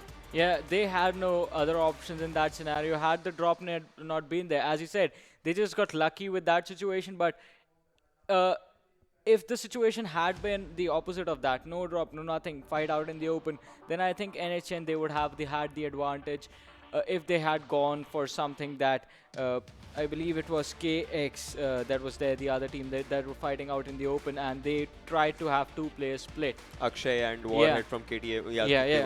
Yeah, KTM was the team, and going for the split in that situation would have been advantageous because if one player gets engaged upon, you have 3 guys looking in one single direction, the other guy can actually get a good backstab. But talking about backstabs, we have Sanhok with, as the game is live, the trajectory is on your screens and our screen as well, and this is looking quite interesting, splitting the map right down the middle. All the high priority locations are going to be available to you. Paradise Resort, Bootcamp, Painan is going to be the Ruins is going to be open. And alright, Ocean, we see a strange thing happening. This time 2 teams going towards Camp Alpha Island. A1 Esports is making their way to Hathin, and DE Dead Eyes is making their way to Camp Alpine. Each and every team has come down. Now Sami and that area, Camp Charlie is being dominated by KTM, the team that came third. JCR is around that ruins area, the team where actually got eliminated really fast. And NHN Gole, as you can see, has landed out, is ready for a fight. One more player landing right next to him, but I think that won't be a problem for NHN because they are really good with that thing. But then Maggi is really close to him, as we can see. CFH, they are going for CFH. Gole has spotted him. Gole would like to go for it. Lands up the first shot, does not connect. CFH, run for it. Run for it. You should not be the first person. Run, CFH, run. You need to go for it. Gole, you need to kill him. See what is happening. He's just climbing. Yeah, they're just climbing in these areas. But now I think this is going to be it. And the first person to go down is CFH. Helen Gelu are actually looking for a way to take the revenge. But Gole, he took it out. And he just finished him. I can't stop laughing at the situation, man. And run, CFH, run. Oh boy. That is one of my favorite movies of all Yeah, time. that's a good movie. I mean, that's a good movie. That's not... That was a good play for goalie, Yeah. but not a good situation for the side of CFH. Quite unfortunate, dying within the first 2 minutes of as soon as the game started. But on our screens, we have 1971 Gladiators, another team that was quite unfortunate in the last game, but this time around on Sanhok. So this team, we know they like to be aggressive. And this situation on Sanhok could be theirs. This is a really small map. As we always say, as all of you guys watching this PMCO 2020 Spring Split South Asia are gonna know and have experienced yourself as well. Fights happen everywhere on this map. You hardly have the time to breathe. Yeah, you hardly... Actually, there's no time to breathe. It's all time to blaze your guns, and that is needed. But I would like to see one team. Where is JZR? Where is JAZEERA? Because that team got eliminated in the first position the previous game. But will their rotation be good? Because JZR will have to make a move as soon as they can. KTM, the team that came third, is out here right in front of him. TM Dominator goes down by T2K Hunter with that QBU in an incredible way. And T2K Ishal is ready for a fight. And Dominator obviously would get ended by Hunter with that QBU in an incredible way. So two players that were away from their team, one from this team, one from Maggi, they actually got paid a bad price out of it. T2K Hunter has 10 bullets, but if we can make them count again, he'll obviously go for another kill. But NRC Hackshot, as you guys can see, is also moving forward because TXJ1 was out here and RL. Oh my god, they are ruling bootcamp right now. Maggi and TM official losing one of the players. CM had a good run, decent run in the previous game, were on 11th position, but right now they also lost one player. This can be bad for them. Imagine if they lose it once again in the last stages. They'll be once again the last team. NHN moving forward once again. Vikesh and Reaper, OP and Lucky, as we can see. So each and every team is going to find a good area and they can just stay there for a while if they're in the zone, and if they're not in the zone, they'll have to find some ways, just like they can just swim through from one island to another. Was that a shout out to the game yesterday wherein Ultimate Bang was swimming all the way, yeah. But if you remember correctly, that did not work out for them. So I don't want NHN to go for the same mistakes. And this time around, we have DE. Okay, DE was one of the teams that went in for those early rotations in the last game. Were caught off guard. But this time, look at this. T2K, they are already in trouble. SOLTISQUAD, they have the high ground. They could actually spot T2K out. Bolihang and Hunter are the two players that are in there. Solti, are you going for the engagement? But no. We are going to miss this action because Solti seem to be running in the opposite direction of this fight. So it is like not today. We'll just give them a bit of a time as well. Yeah. This actually makes a lot of sense because you are 4 minutes in. You might have the guns, but you won't have the healing utility, not enough at least, to come out and still be healthy out of one big fight. So you have to think about that as well. In the long run, it is not going to work out. Look at this scooter. I like this scooter. Like, see, the light also glows once he applied the brakes. The lights of scooter also glows. Yeah. Details about this game. Some attention to details are incredible when it comes to this game, and they are like really good. And the first airdrop, guys, talking about details, is near about cave area. MK14, extended quick draw mag, AR, level 3 things, and medkit as well. So this is a really good airdrop, and this can actually give you good things if you want to make them to use. T2K Hunter, T2K Shari, T2K Ishal are moving forward, and one guy has the vehicle, obviously that is Shari, but then all of the players are trying to move forward just a little bit into the zone because they are kind of like, it's 20 seconds. After 20 seconds, they'll have to B, a new zone as a zone is going to shrink slowly and steadily. So we'll have to see what happens. And talking about loots, Sanhok is giving them good and decent loots. Everyone has kind of M16 or if not QBU, because they are good 5.56 guns that you can utilize out in this map. And obviously vectors, SMGs, UMPs, Uzis, those kind of guns are also really good. Yeah, they are good guns. Vector, especially at close ranges, the rate of fire on that gun is just incredible. But where it lacks is going to be the damage. You have to be careful if you're taking the fight. I'm going to ask you one question, and also to our viewers, that the lovely viewers out there, which is one gun that you guys think is underrated? A gun that you guys think is really, really underrated? Oh boy, oh boy, oh boy. That people should be using for some reason, but people are not, because people think it might be bad on one thing or another thing, but it is extremely underrated. You guys need to comment it. Just spam the comments, which is your favorite underrated gun. I think it's going to be all the shotguns. Yeah, shotguns are. That is true. And look, think about this. They are the first weapon to be disposed at every single time. See one thing. TM lost one of their players, and TM knows that this is a high-stake game for them. Look at TM, Chiku, and Mr. Utu. They are just sitting out there trying to find someone, if they find someone, because this is important. This is important for them. They should not want to end the day on, I don't know, 32nd position once again. They want to make a move, and if they can do it, that will be really, really good. So coming back to the question, you're saying shotguns, right? Yeah, because every time, you pick up the shotgun if it's the first thing you find, but as soon as you find even an SMG, even an Uzi, you chunk that gun away. And why do you think people do that? Because shotgun, to be yeah, honest, has really good damage. Yeah, on a close range, it is going to be incredible. But at long ranges, it's basically useless. You can't do much with those guns. And you have to get really close, give away a lot of information. So, but if you are really, really close, like, okay, my secondary weapon on the TDM mode is the sword off. Yeah, that's I love using that. Like 2 shots and anyone is out. All right, so guys, ladies and gentlemen, boys and girls, I would like to tell you one thing, that in the next update, we're going to have an airdrop gun, DBS, and that's going to be a shotgun. So you're going to get an airdrop gun, and that will be a shotgun. Just imagine a shotgun coming through airdrop, and just imagine what Bolehang did. He just knocked down TX Demon, so TX is looking in a bad situation right now, but then Captain is trying to go for a revive because T2K is ready for a fight. Hunter actually took out for one player from Team Mercenaries beforehand, and right now he's just trying to pick up those kill numbers for his team as T2K wants to come back in the game. So TX, that is on the right-hand side, might be in a bit of a trouble because one player was knocked. No doubt he has been revived, and Demon has his full health right now, but then T2K knows their location and they'll be ready for a fight. Okay, TX was the team that was stuck in the unfortunate situation near prison area in the lower bunkers, and this time around once again in a really bad spot. Talking about bad spot, NRC, they could be engaged upon by the side of TDP. Can TDP take this, and can they come out of this fight? Oh, NRC once again in a situation like last map, are inside a hut, are gonna have to fight the players from the last time, and the last time they did this, they wiped out an entire squad that charged towards them in the car. Doku being spotted out, but Hackshot is gonna go down. Amara on the right side, and Bad Boy on with him as well. Left from the perspective of the side of TDP, but Puffy is going to go in and charging into the hub. Puffy is going to top down on top. Can he make this happen? No, so close, so close.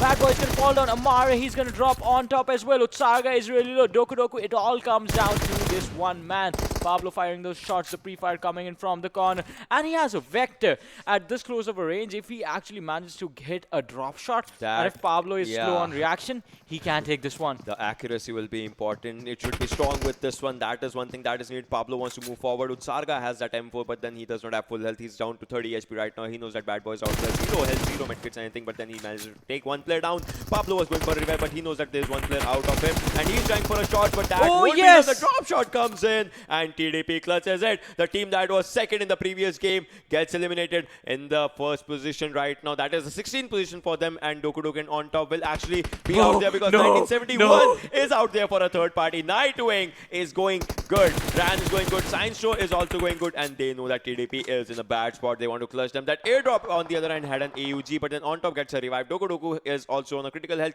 and Utsarga with that 30 HP. And they do not have enough utility. I was talking about this when the game started. You need to have enough healing utility so that from one fight you can actually heal up and take the next one as well. 1971 Gladiators, they are going to exploit this one really well. Look at Doku Doku, he is really low. Utsarga is around 50% himself, and on top, going out with 70% health on himself, is going to spot out Sign. Sign is going to get taken out, but can he take out next player from the side of the Gladiators? Again, on top, taking a lot of damage. Doku Doku is going to get knocked out as well. Nightwing doing all the hard work for the side of 1971 Gladiators, and Ryan, he is quite close. Can he make this one? It is going to be an easy fight for the Gladiators, as TDP, they already were in a tough situation. On top, getting knocked down. Utsarga, the only man left standing. This is not looking good. This looks really like bad. a squad wipe, and yes, it will be Sallu YT. He is going to end the pain. Oh, it was Nightwing who ended all the pain for the side of TDP, and TDP exiting the game at 15th. Oh my god, just look at that. They did not even get time to celebrate the things that they did, and that team got eliminated Yes. in like a hint of a second or something. They were like, okay, we'll just loot their crates, and then there was a team, 1970, they were like, you go for the loot, we're gonna loot you later on. And that's one thing that happened. SOLTISQUAD knows that NHN is right in front of them. Reaper and Lake Gole was also out there. JZR and Madji, the teams that actually fought previously in the previous match as well, and JZR was the one that got eliminated on the first position, that is on the 16th position. So we'll have to see what happens. Magdelu, he knows where his opponents are. He knows that he has spotted some of them. He knows that he has seen the shadows, if not all the players. So he would like to put his crosshair out there, that 4x on that M4. If he sprays it right, if he plays his card right, obviously there's going to be something. He wants to do a ledge grab thing on this hut or something. I know he's trying to go for it, but then he could not. He's once again opening the scope, trying to find his opponents where he can. He knows that JZR is out there. JZR knows that his opponents are somewhere around here, but then Maggi will have to see, because Manny is trying to give adequate cover. He has a barrel as well. So barrel is a good gun. M4 is a good gun. That combination, if he can put it to use, he can actually go for it. But then Senti and Neo, he does not know their location. Senti and Neo, I think now he does, because the grenade was popped up. Salty AJ takes down RL Rolly, and Gelu and Manny are moving forward on Senti and Neo. Sham is on the other direction, but then this fight out here might be really, really bad for JZR. JAZEERA would not like to lose, would not want to lose anything, because they have already lost the first game on 16. Senti is down to 50 HP, but then some sprays and some shots were sprayed on Manny and Gelu as well.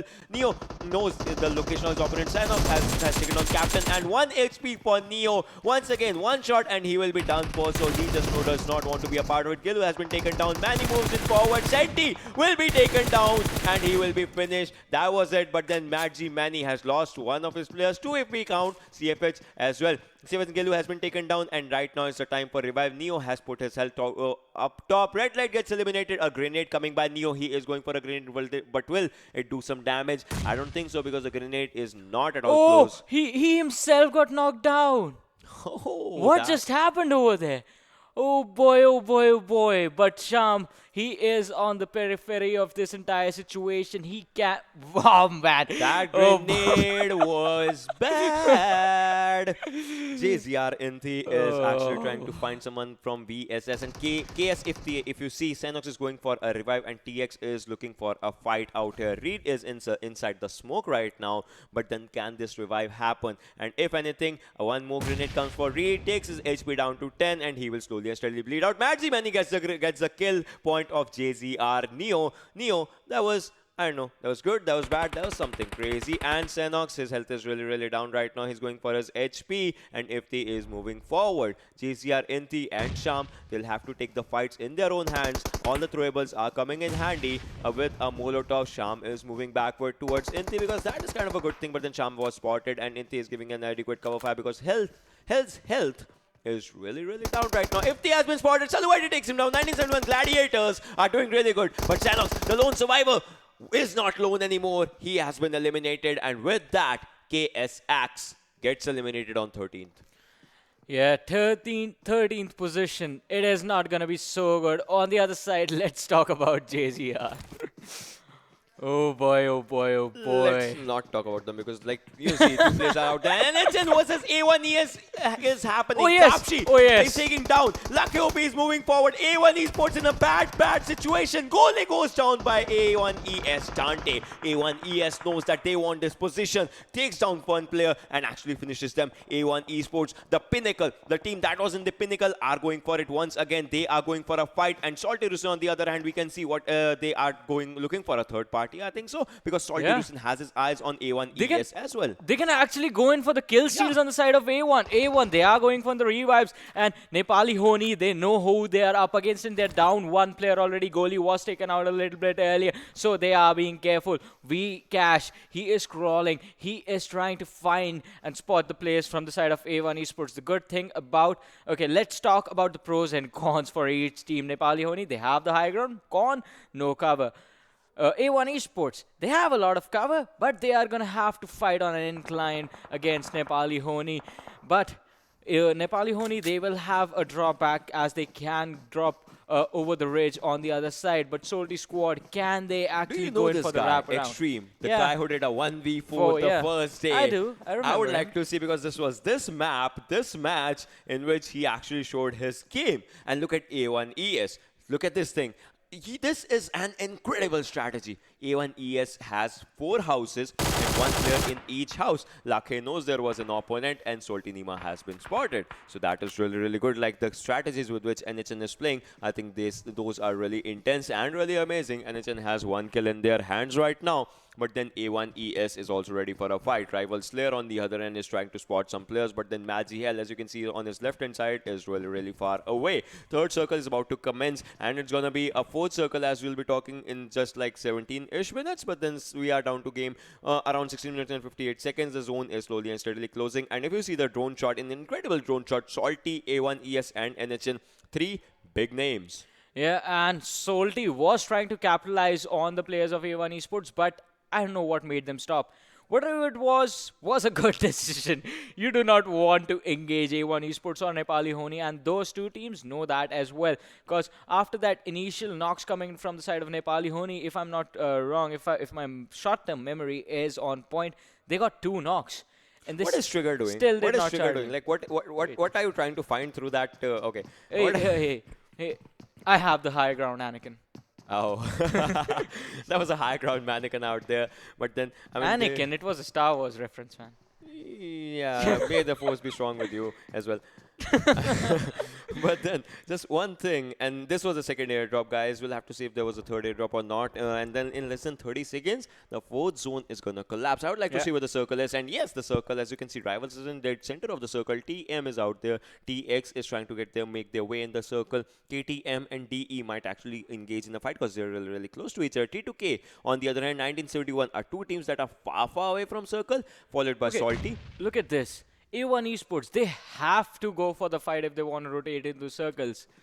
Yeah, but the grenades are coming in handy out here. MK by Akshay, if he makes that to use, this is an incredible MK14 skin. This you get the skin if you are in Diamond League as of now. So, but obviously these players, they are incredible. They are in Diamond, Ace, Crowns, all those things, Conquerors maybe.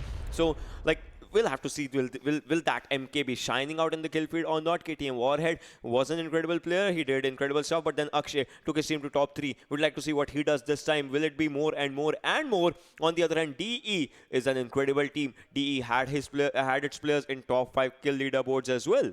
Yeah, but KTM, the place where they fell short was the fact that they did not have enough kills to actually stay in. They took a dip in the overall standings. Talking about overall standing, Warhead, he could go down at any second, but not if Akshay has a say in it. He drops Wadu, sir, with that M4 of his. On the other side, Saroj can actually go in for the flank on DE this time around. A1 Esports engaging on Mad G. But talking about this intense action that's going between DE and KTM, can DE come out of this one alive? Illusion being dropped down by Ramos.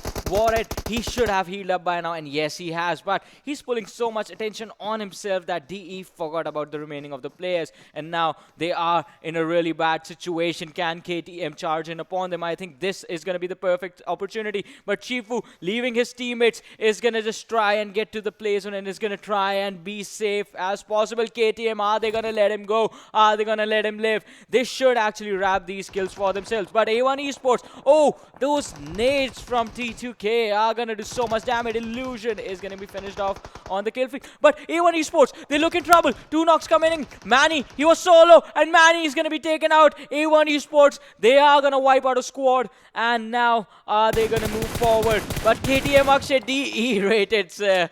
Oh, DE. They are going in for that engage. 8 players, as you can see, they are doing really good with grenades as well and throwables. TX captain takes on T2 with Shari, so this is a fight going on in this compound. As you can see, Boliang is really low on health, but will it be the end game of them? No! TX gets eliminated. Team Extreme on 11. We are down to 10 teams out here, 31 people alive as we are talking. Playzone takes on KTM Ramos for the win. 971 Salu takes on KTM Warhead as well. KTM, this might be a really bad thing for them because KTM Ramos for the win has been eliminated from the game. TM on the other hand is really close to T2K, and as you can see in Rivals, Divine still in the center of the circle. Salty Rusin and SOLTISQUAD trying to make their way into the circle as well. 1971 is really outside, at the outskirts areas we are talking, and JAZEERA kind of having a decent day because the first game they got eliminated on 16 as we all know. Yeah. We'll have to see what they do in this game. Yeah, we have to see what they do, but as we saw the team stable earlier, 1971 already lacking a lot of kills for them.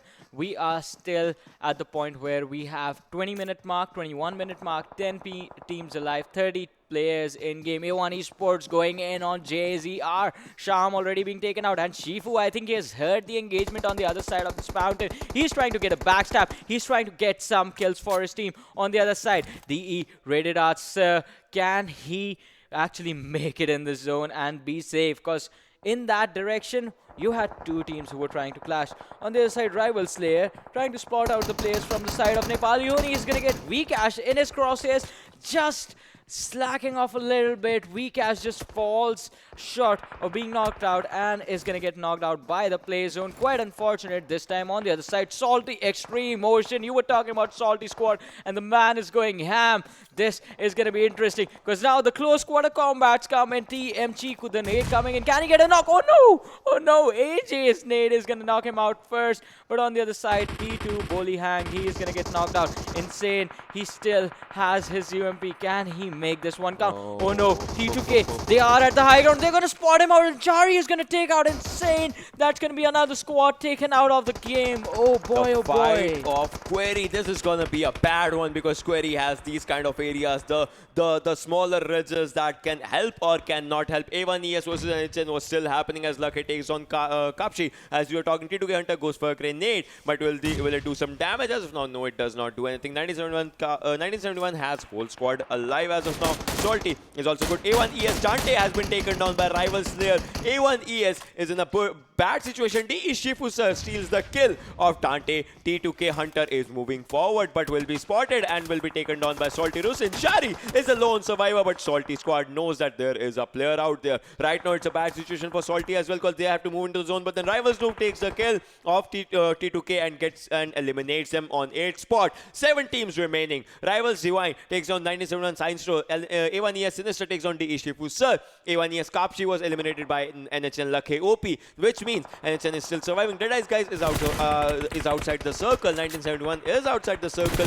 Rivals X has all 4 players in a good situation. They are trying to spot players and take them out. 1971 Saluwaiti, if he gets spotted, I think that will be end of 1971 because he is the lone survivor outside the zone. KTM Rage has 1 player alive. Nepali Ho Ni has 2 players alive. SOLTISQUAD has 3 players alive. A1 ES Sinister, what are you doing with that grenade? I think if it hits someone, it's gonna be something big. But then we have 12 people alive. 4 teams remaining. Top 4 teams right in front of you guys. Team number 10, that is A1 ES, has circle in their hands. Team number 14, Rivals, has to get into the zone. NHN versus A1 ES. The Cold War that started out here is still going strong. Apart from Rivals, I think all 3 teams will have to get into the zone, and Rivals can take the advantage as they have the highest spot, but then the circle is not at all favoring them.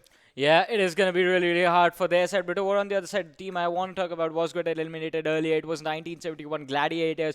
They have already racked up a lot of kills for themselves. Over on the other side, look at this. Salty, they can actually make this happen. They do not have the zone right now, but if they actually manage to finish everyone off, it is going to be their game for their side. But AJ is going to get spotted out, and Rivals Noob is going to get him, knock him down. On the other side, Extreme, he might be spotted out as well. Nima and Rusin, it is going to be their game. AJ just sacrificing himself so his teammates can actually get in on Rival Squad. But Rivals, they are not going to have that. Oh no! Divine goes in on Stranger. Stranger is going to be taken out, and that just leaves Sinister in this game all alone for the side of A1 Esports. Is this going to be an early exit for them again?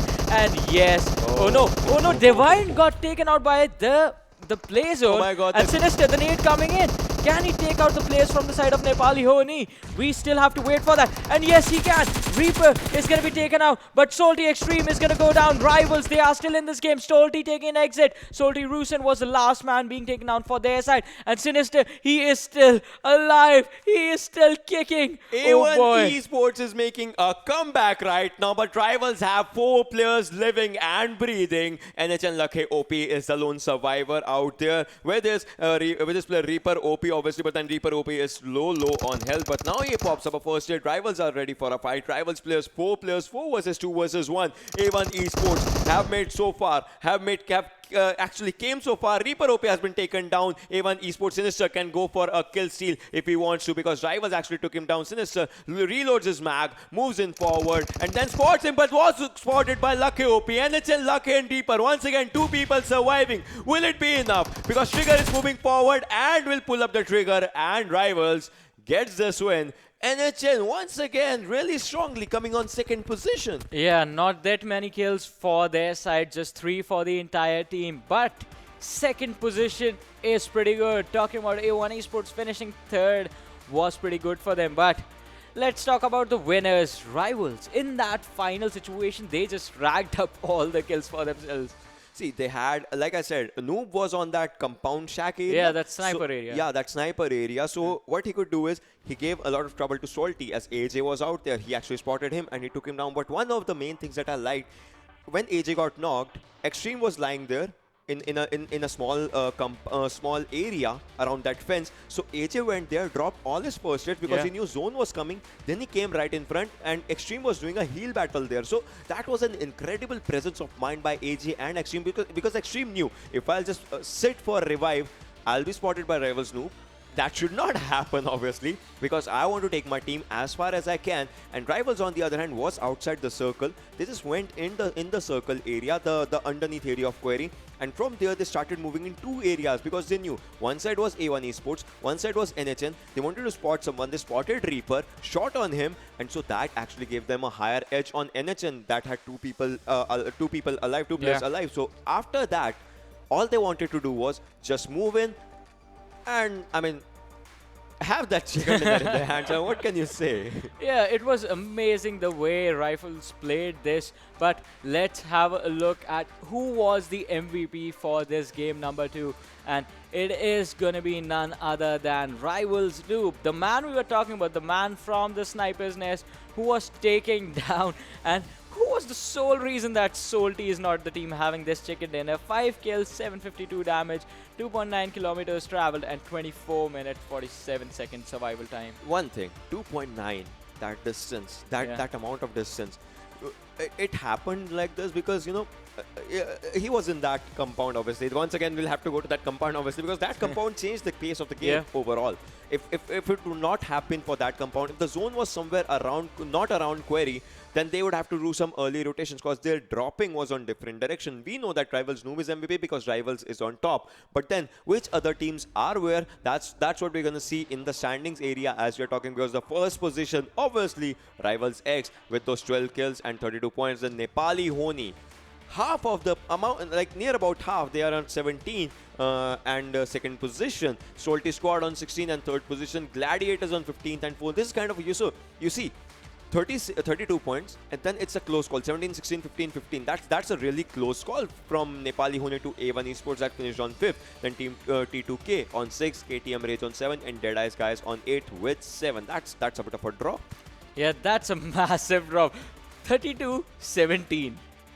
Oh boy, oh boy. But let's have a look at the bottom 8. We have Trusty Process on the 9th position, Team Extreme on the 10th, Mad G on the 11th, JAZEERA on the 12th, TM Official on the 13th, KS Axe on the 14th, WGxNoRules, the team that performed really well last time, on the 15th, and Red Light on the 16th.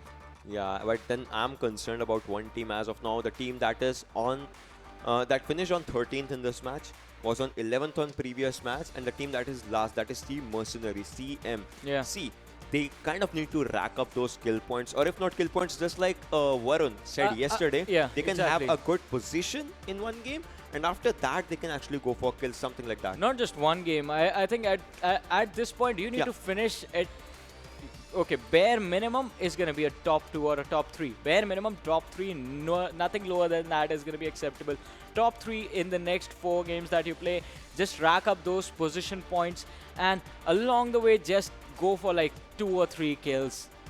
Just stay as safe as you can, because placement and consistency is the name of the game. If you are not consistent with taking fights, at least be consistent with your positioning. Yeah. A good example of this is going to be 7C. Yeah, and as we are talking about statistics, I would like to see a head-to-head between rivals Noob for this match and his closest skills. The person who has his closest skills. I would like to see a head-to-head between them, and also the team that came first and the team that came second. Rivals and obviously the other team. What's the name? Nepali Ho Ni, man. Sorry, Nepali Ho Ni. I was still having that in mind that Nepali Ho Ni actually won. Did they win? No, that was Erangel. So I was like, yeah, that thing. Because Even on Erangel, they finished second, I think. NSN was first in Erangel. Oh yeah. Lanka They did really clutched good out with that yeah. fight. They clutched out that fight. They were in the top so 2. I though. would like to see a head-to-head in between NHN and rivals, because you see they did really good. But we are gonna go for top 5 players if not anything. Let's have a look at that first before we actually go for the head-to-head between the players. And top 5 players right now for this game are going to be Rivals Noob on number 1, 5 kills, 752 damage, 1 headshot. Then we have 1971 Sallu YT with 4 kills, 562 damage, 0 headshots. Followed by A1 eSports Sinister, 3 kills, 589 damage and 1 headshot. Then we have on 4 T2K Chari with 3 kills, 498 damage, 2 headshots. Rivals Divine is going to be 5th with 3 kills, 375 damage and 1 headshot. I keep confusing the overall standing for NHN with their performance in game. I mean, overall standings, Nepali Ho Ni were doing pretty good. A1 eSports definitely was up ahead of them. But I think now Nepali Ho Ni is going to contest that overall first spot. But we are going to have to keep that on the down low. We'll check that out later towards the end of the day. But for now, alright, let's talk about this. Another team that was not doing too great is going to be Team Red Light. Yeah. They need to change their playstyle. They need to rework on their strategy. Because right now, wherever they seem to drop, it's just with a team that has been performing really well. But, okay, Ocean, let's have a look at that head-to-head that you requested earlier with Rivals Noob going up against the player that was right next to him. Okay, let's do teams instead. Yeah. Nepali Ho Ni and Rivals X. I want to talk about teams. I want to talk about what actually went wrong. You see, Nepali Ho Ni had 3 kills, Rivals X had 12 kills. Yeah. See, Nepali Ho Ni won the first match by dominating. Okay. But right now, Their kills got stolen, if you remember that. Yeah, that is one thing that I'm going to talk about. See, 1148 damage, that's a huge amount of damage when you are contesting for a first or a second position. But then 1862 of Rivals X, that's kind of a difference. And then healing both are kind of same. They are 550, they are 430, it's kind of similar amount if you just ignore, big things. Yeah. But then distance traveled out here, the whole team was like 16.6 kilometers, and out of this, the MVP has just traveled 2.9. And for Nepali Ho Ni, 11.74. That means they actually, covered the whole map on foot as a whole. And then 2 headshots, 1 headshot, 0 grenade kills, 0 grenade kills. But then this number, this is one thing that I wanted this head-to-head for. 12 and 3, 1862 and 1148. What went wrong? Yeah, that's what I said. Nepali Ho Ni, their kills were being stolen. So this is the problem. Nepali Ho Ni, once again, every single time we saw them in this game fighting with someone, it was always in a third-party fight. And in those situations, you have to be careful. If you are getting a knock on someone, you need to finish that person. Otherwise, those kills are going to be stolen. And Nepali Ho Ni, once again, last time they were quite fortunate that the fights that they were having, they were able to finish off both the teams. But not this time. This time, it was, I think, Salty who sort of came in from the side, not behind, and sort of robbed them of all those kills. But next map is going to be Miramar, a slow-paced game. But Caster's Curse, will that kick in or not? We will Or have will to play find zone that out. kick in or not? Oh yes, the play zone as well. A lot of exciting things coming soon on Miramar. Stay tuned. Keep watching. We'll be back after a short break.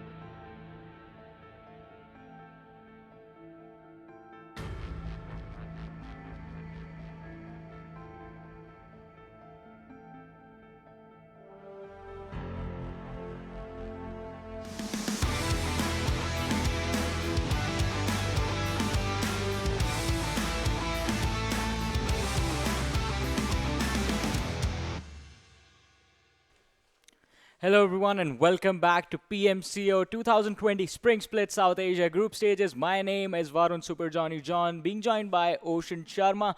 We are down 2 games for today, but heading into game 3 on Miramar, things could look like they could change a lot, like in the first two. NRC won the first one, they were in the top 2, but then in the second game, just not having a good game on Sanhok. On the other side, a team that was actually really consistent was Nepali Ho Ni, and another team that was with them was A1 eSports. A1 Esports finishing off on 6th position the first game and then coming back to a really good squad, top 3 in the second game. So maybe they would like to hit for a chicken dinner right now. 6-3-1, maybe that can be their style. You never know. So that can be one of the things, because see, they have ruled two areas already. Yeah. First day, Erangel and Sanhok were their games. Maybe now they would like to go for Miramar and Vikendi back to back. They have that capability. They would like to do it. But then talk about the team.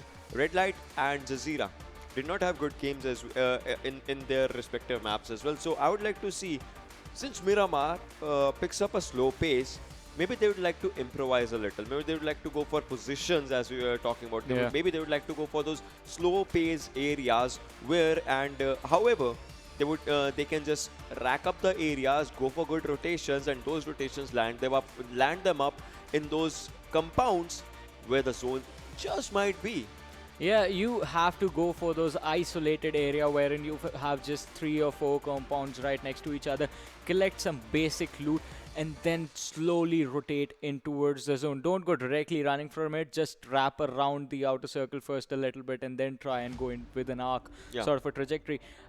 This strat should be focused on the teams that are not doing so well. I'm talking about JAZEERA, I'm talking about KSAX, on the other side KTM Rage. They have a habit of being caught off guard. Alright, I was reading an article, I just remembered. Yeah. It was like previous week, and according to it, the least favored area is in Miramar, and an area named Ruins. Ruins is in Erangel as well. Ruins is in Sanhok as well. Ruins in Miramar. Apparently 0% of the total people that play this game go there. 0%. Do you know why that is? That Ruins on Miramar is in the northwestern topmost corner. And has just one building, that's all. Yeah, that is a really bad spot. See, going for position, that would be a good place to go. I don't know. Yeah, but for now, let's have a look at the top head-to-head that we have for us. And it's going to be Lakhe OP going up against Rivals Noob. So 15 kills for this guy overall against Rivals 9. On the other side, Lakhe 2900 damage, Rivals having 21 for himself. Healing done 1400 for the side of Lakhe OP. And on the other side, we have Rivals Noob with 869 heal for himself. Distance traveled quite close over here, 37 to 33. Headshots, 3 to 1. Lakhe in the lead. Average survival time, 25 minutes for Lakhe OP and 21 minutes for Rivals Noob. Yeah, I mean, the amount of things that you want to see. Obviously, Lakhe is favoring with a lot of things, no doubt. Alongside average survival, see, he is surviving, no doubt, and actually is taking up to a good point. Yeah. Lakhe 15 kills, Noob with 9 kills. I mean, see, the one thing that separates them in a firepower amount is the damage. He's near to 3000, while on the other end that is near to 2000. So that means there's a 1000-ish kind of a damage stat scenario. But then also that comes with the 6 kills difference that both of them have. Imagine if Rivals Noob, he was using VSS in the previous match. If he's good with Oh yes, that was one of the interesting situations, as in using a VSS on that sort of a distance is going to be good, but the damage is where that gun lacks a little bit if you compare it with the other DMRs or the snipers. Snipers, definitely it's going to lack, but on the other side, Lakhe OP, looking at the number of kills, just shows how proactive these guys are from the side of Nepali Ho Ni and how fearless they are. But we have to wait and see as to what comes around on Miramar. That is true. I mean, we'll have to see how it all, actually matters. Because if we are going for it, overall in these teams, NHN and Rivals X, 48 kills, 38 kills, that kill number, that like 10 kills lead. Yeah. It's really good for NHN, and 8,442 damage. If this match goes really good for NHN, we can see a team hitting 10,000 damage mark maybe, because they are just 1,500 damage points below that. Rivals X on the other hand, 6,812. 3,504 for healing, 3,500. That just 1 point difference in healing of both of the teams, and then distance is like 8 kilometers of difference between both of them, 152 and 145. That's kind of normal headshots. Both are same grenade kills, and NHN goes with good with that. But then that damage point. See, when you deal damage, you show to all the opponents on that battlefield in the form of kill feed how good you are with the guns. Yeah, almost the difference of 1600 damage between these two guys, and that is sort of weird because look at this, as we just see on our screens, healing. This heal for the same amount. So that means whenever a firefight is happening, Nepali Ho Ni somehow managed to be a lot more safer and are a lot more efficient in those fights, not having to heal that much, just dishing out that damage on their opponents every single time. On the other side, collecting those extra kills as well from there for themselves. But the main thing to focus on this one was going to be that this is an overall stat for both these teams, and we have seen Rivals X just not always be there, all of them. Someone is always taking an exit early on. On the other side, Nepali Ho Ni just stick together and survive all together. It is not until the later on stages that Nepali Ho Ni actually starts losing players. But talking about players, let's have a look at the top 5 overall players and see what we have for us. Yep, and obviously out here Rivals Trigger, this is a new, like we said, that then we're going to see new people, and Rivals Trigger comes out there with 16 kills. Previously it was Tamim who's now on second, but look at this, 16 kills with just 2,000 damage, 15 kills with 3,000 damage, twice the amount of kills and damage that there was. And Lake OP is also making an entrance, 15 kills, 2,916.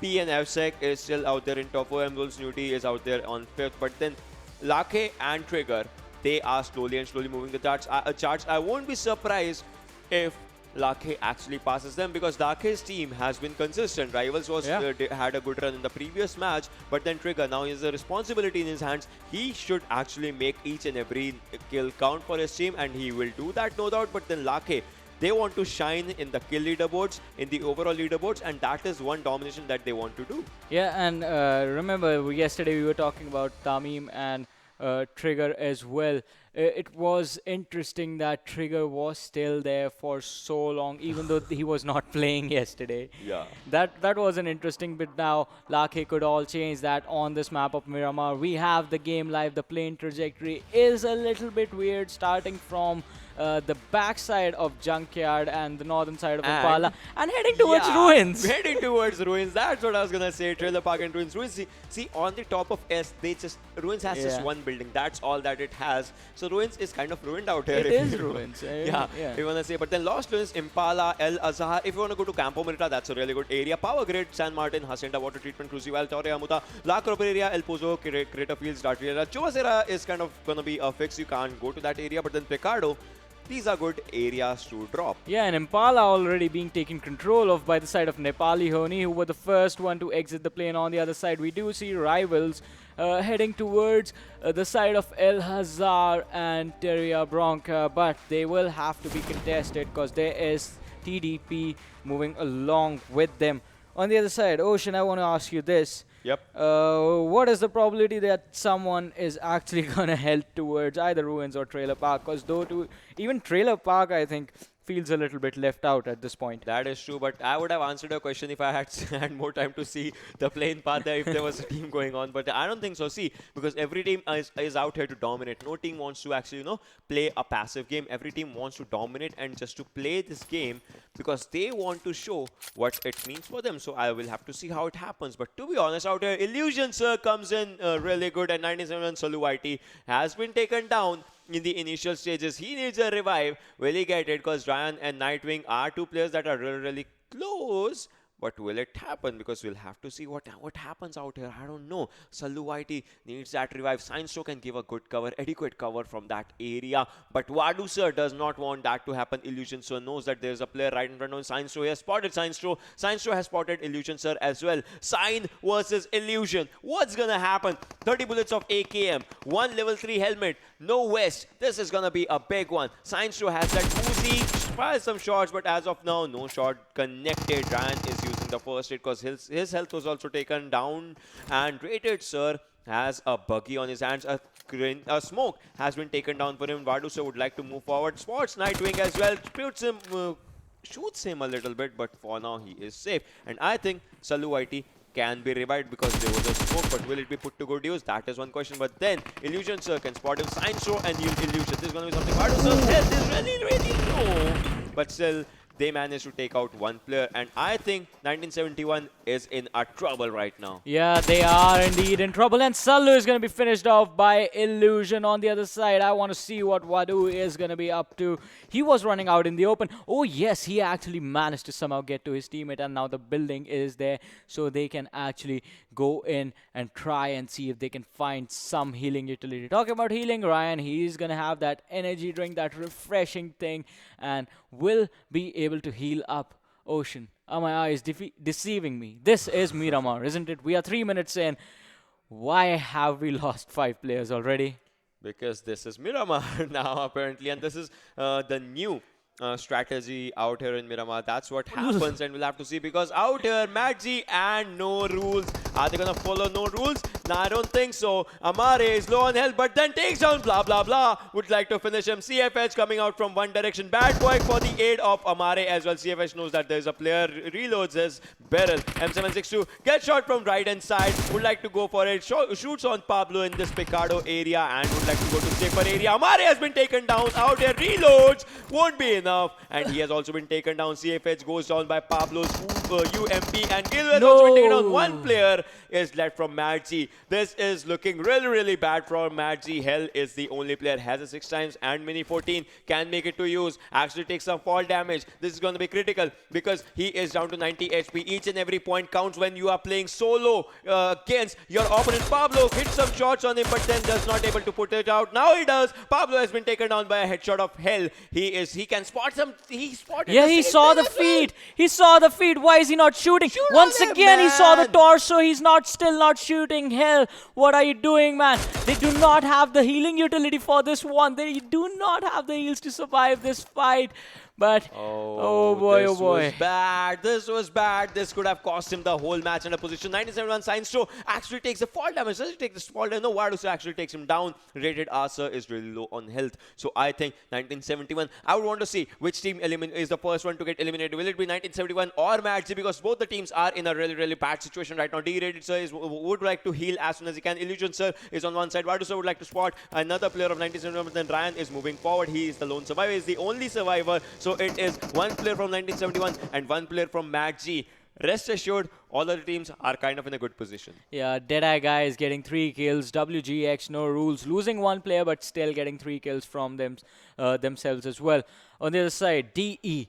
They were in a bad situation. They were on the outskirts of this entire compound section, and they still managed to engage in and collapse on the gladiators and take them out of this game. On the other side, we have JAZEERA, who are slowly but steadily closing in on the control location of SOLTISQUAD. And this could turn horrible at any second for SOLTISQUAD, because Extreme and AJ are quite split apart. They have to be really, really careful. They have to be on point with their spotting so that they are the ones spotting JAZEERA first and not the other way around. Thing. Lost Leonis is empty. Lost Leonis should not be empty. It's one of the biggest areas to loot, to rotate, to go. But then if you see the other areas like Picardo and all, there were some fights happening in the minimap, and Salty knows that JAZEERA is out there. JAZEERA currently kind of at a weak spot. So JAZEERA, if they get eliminated and Salty gets all 4 kills, Salty will be in a good position, and JAZEERA might lose it in this game as well, as Senti just has a helmet, does not have a vest. Senti has 2 first aids, does not have anything else apart from bandages as well. AJ is moving forward. JAZEERA has kind of a fielding set up as Charm and Neo on one side, Inti on the other side, and Senti is trying to look and move for the areas. AJ would also like to see where he can spot the opponents, where he can spot the players. So I think this is going to be something. Meanwhile, all other teams that were not in the zone would like to move to the zone, would like to get to the zone as easy and as soon as they can. But as of now, I think that can be a bit of a problem. KTM, the team that came 3rd in the first game, as Akshay and Warhead were doing really, really good. But then Akshay is moving forward, is moving solo, is moving lone as of this area, and has taken a compound into zone. Has he? I think he would like to go to a right-hand side compound or something, or maybe would like to go travel a little bit deep into the zone, because getting a good area is always helpful. But for now, ladies and gentlemen, we are 7 minutes and 34 seconds into the game, and Salty Squad is moving forward. Nima can spot Sham, can spot Inti. This is going to be bad. Nima has been spotted. There's a spray coming in and takes his HP down to 50-40-ish. But as of now, Nima is safe. But Salty knows that there is a squad to give them some problems, and that is not looking good. Yeah, you have to be a little bit careful because Nima, he was spotted. And yeah, here comes the enemy for this time. Once again, it is the blue zone, ladies and gentlemen. And Nima is going to take the initial damage from the first blue zone. Not that much, but it is still going to hamper your ability to fight in the later on stages. JAZEERA, they are in the blue zone as well. Nima fell back a little bit. Here comes the energy drink. That was his last one. Now he only has 8 bandages left. His level 1 helmet has already taken some damage, but 1971 exiting the game. Ryan, he was traveling with the buggy. He was deleted from the server. Nima, he is going to get in the Jeep that his teammate was waiting on, but A1 eSports, Sinister being spotted out, being dropped to 50% health. That was just unfortunate. On the other side, TX, they engaged on Sinister. Sinister was stopped. He has been knocked out, and the car's it was blown up by Viper. Viper taking out Sinister. A1 eSports down 1 player, but look at this, TX, they are just playing with 3 players themselves. Oh my god, TX is going to be bad for them. But as of now, Viper still managing to get out 2 kills for him as well. But I never actually expected that. But if you look at this, I was talking about this thing only. Lost in is still no person out here. But there are people around La Bandita, Junkyard, Graveyard, Impala obviously. NHN still does not have to make a move into the zone as they are in the zone. But on the other hand, look at the left-hand area. JZR, T2K, Yeah. TMK. There's a lot of cluster of teams out in that area. So if anything, I think teams are going to be in a bit of a problem. So I think that can actually change the pace of the game. On the other hand, A1ES Kapshi is still trying to make a move as he passes through Hasi and Adel Patron. And if anything, through all these areas, once you get into the zone, you'll have to see, because the third circle is going to come in less than 40-ish seconds, 42 seconds, 41 seconds, 40 seconds, and we are 10 minutes kind of into the game. So all that matters is how far can you go. Right now you are driving, through the zone, through the edges of the zone, but how far? Because this is a rich game. T2K Hunter outside the circle taking that zone damage. T2K Bully Hang still inside the circle trying to move into the safer spot as easy as he can. They have 4 cars for them, and AUG A3 in one of the airdrops with the suppressor, AR and level 3 stuff. Not the backpack, but helmet and vest. Yeah, that is going to be unfortunate, but look at this. Salty Squad again taking damage from the blue zone for so long. Ocean, I wish we could... No, I do not wish for us to see... Oh, AJ! Look at this. JZR, they are looking to collapse on the side of AJ. He's stuck behind that ridge. He has to find a way to come out alive. But JZR, they are going to have an advantage in this one because AJ was still in the blue zone and now his Jeep pops up. Will they actually take those shots? The distance seems a bit too much. Now taking the longer rotation, he is going to be safe for all this time. But now we have Nepali Ho Ni who are trying to move in towards the mountaintop. But TM, oh no, insane. He was knocked out by himself. What just happened? The car just doing all the work for the side of Nepali Ho Ni. They can actually go in on this fight. Goalie, he has the high ground. He can come in for the wraparound. But Vcash and LaKOP, the remaining players are quite separate up. And Goalie actually goes in on Dominator. He is going to be deleted. And Chiku is going to try and delay this fight from happening. Insane. He has been revived. He is going to get his heal. But Goalie, once again, the distance from the ridges is going to be too much. Vcash now trying to get an opening on the side of TM. Oh no, he was focused on the wrong way. But he's still going to get Insane, who was already quite low. And V2 is there on the low ground. But Vcash is going to be taken out. But now the remaining players from the side of Nepali Ho Ni, they come in. V2 is going to be taken out. Chiku, the only man left standing. Can he take this one? Can he get this clash? Akish is going to be taken out. But Goalie is still there. He has the health advantage. Now being dropped to 50% health. And Chiku is going to be taken out. That is going to be it for the side of TM official. And Nepali Ho Ni just wipe out an entire squad, getting 4 kills for themselves on this 11-minute mark. But then this is still a serious question right now. NHN, they did manage to wipe out 4 players, but then they got their 2 down as well. I mean, they did not die, but then 2 players were knocked out. So that means they kind of lacked that firepower. I mean, they have incredible firepower, but in this game, some mistakes were made. I think if they want to survive to the final circle, they should not be making those mistakes once again, because this was an open area fight and it was just against one team. But if it happens in the final circle, there are going to be third parties chances as well. Meanwhile, if you can see Picardo area, Hunter is trying to fight Bad Boy. Amare takes down T2K's Chari as we were talking. So T2K was in a good spot and now in a bad spot as Chari goes down. They would like to move forward as soon as they can. And in this area, as I was saying, the zone's gonna shift to Los Leones, my friends. You guys need to be there. This is a proper zone prediction. And doing out here, Los Leones is still an empty area. First airdrop obviously had AUG A3, but then many teams are outside the zone. I would like to see when that happens, how that happens, because you guys need to get to the zone, because this is the third circle, and after this, Miramar being Miramar, so many teams die out of the zone. Yeah, the last time a circle formed on the building cluster area was on day 1, and the circle was Hacienda,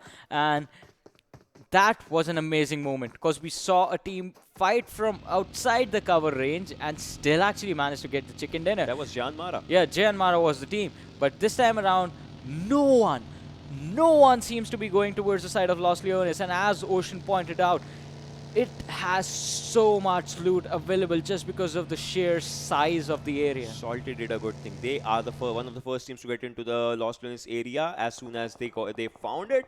And RL is trying to get to that area as well. Ultron and Imraz. But then Vcash actually spotted the Vcash, I think, has done enemies ahead. Akish was looting a crate. Gole is also trying to move to Los Leones area as soon as he can. Gole and Vcash, they know that Ultron is at a downrange area alongside one more player, Ahmed. So I would like to see what happens because Vcash has a really good compound. Hill, and Gole has a really good ridge. So smaller compounds are being holded by Ahmed and Ultron, but then Illusions, this is an easy spray, Bad Boy. You should not be missing that much shots, but as of now they did. And Rolly is also moving forward, and Viper has 2 kills. TX is playing 3-man, and TX has been taken down by Amare. And look at that, AKM 4x spray. This is going really good for NRC. Yeah, but he's still fighting from outside the zone. If DE actually managed to get in first, they will have the extra damage of the zone along with their own bullets as well. The advantage for Amare is that his team is behind him. He has already gotten 1 knock from the side of DE. And now, what are they going to look to do?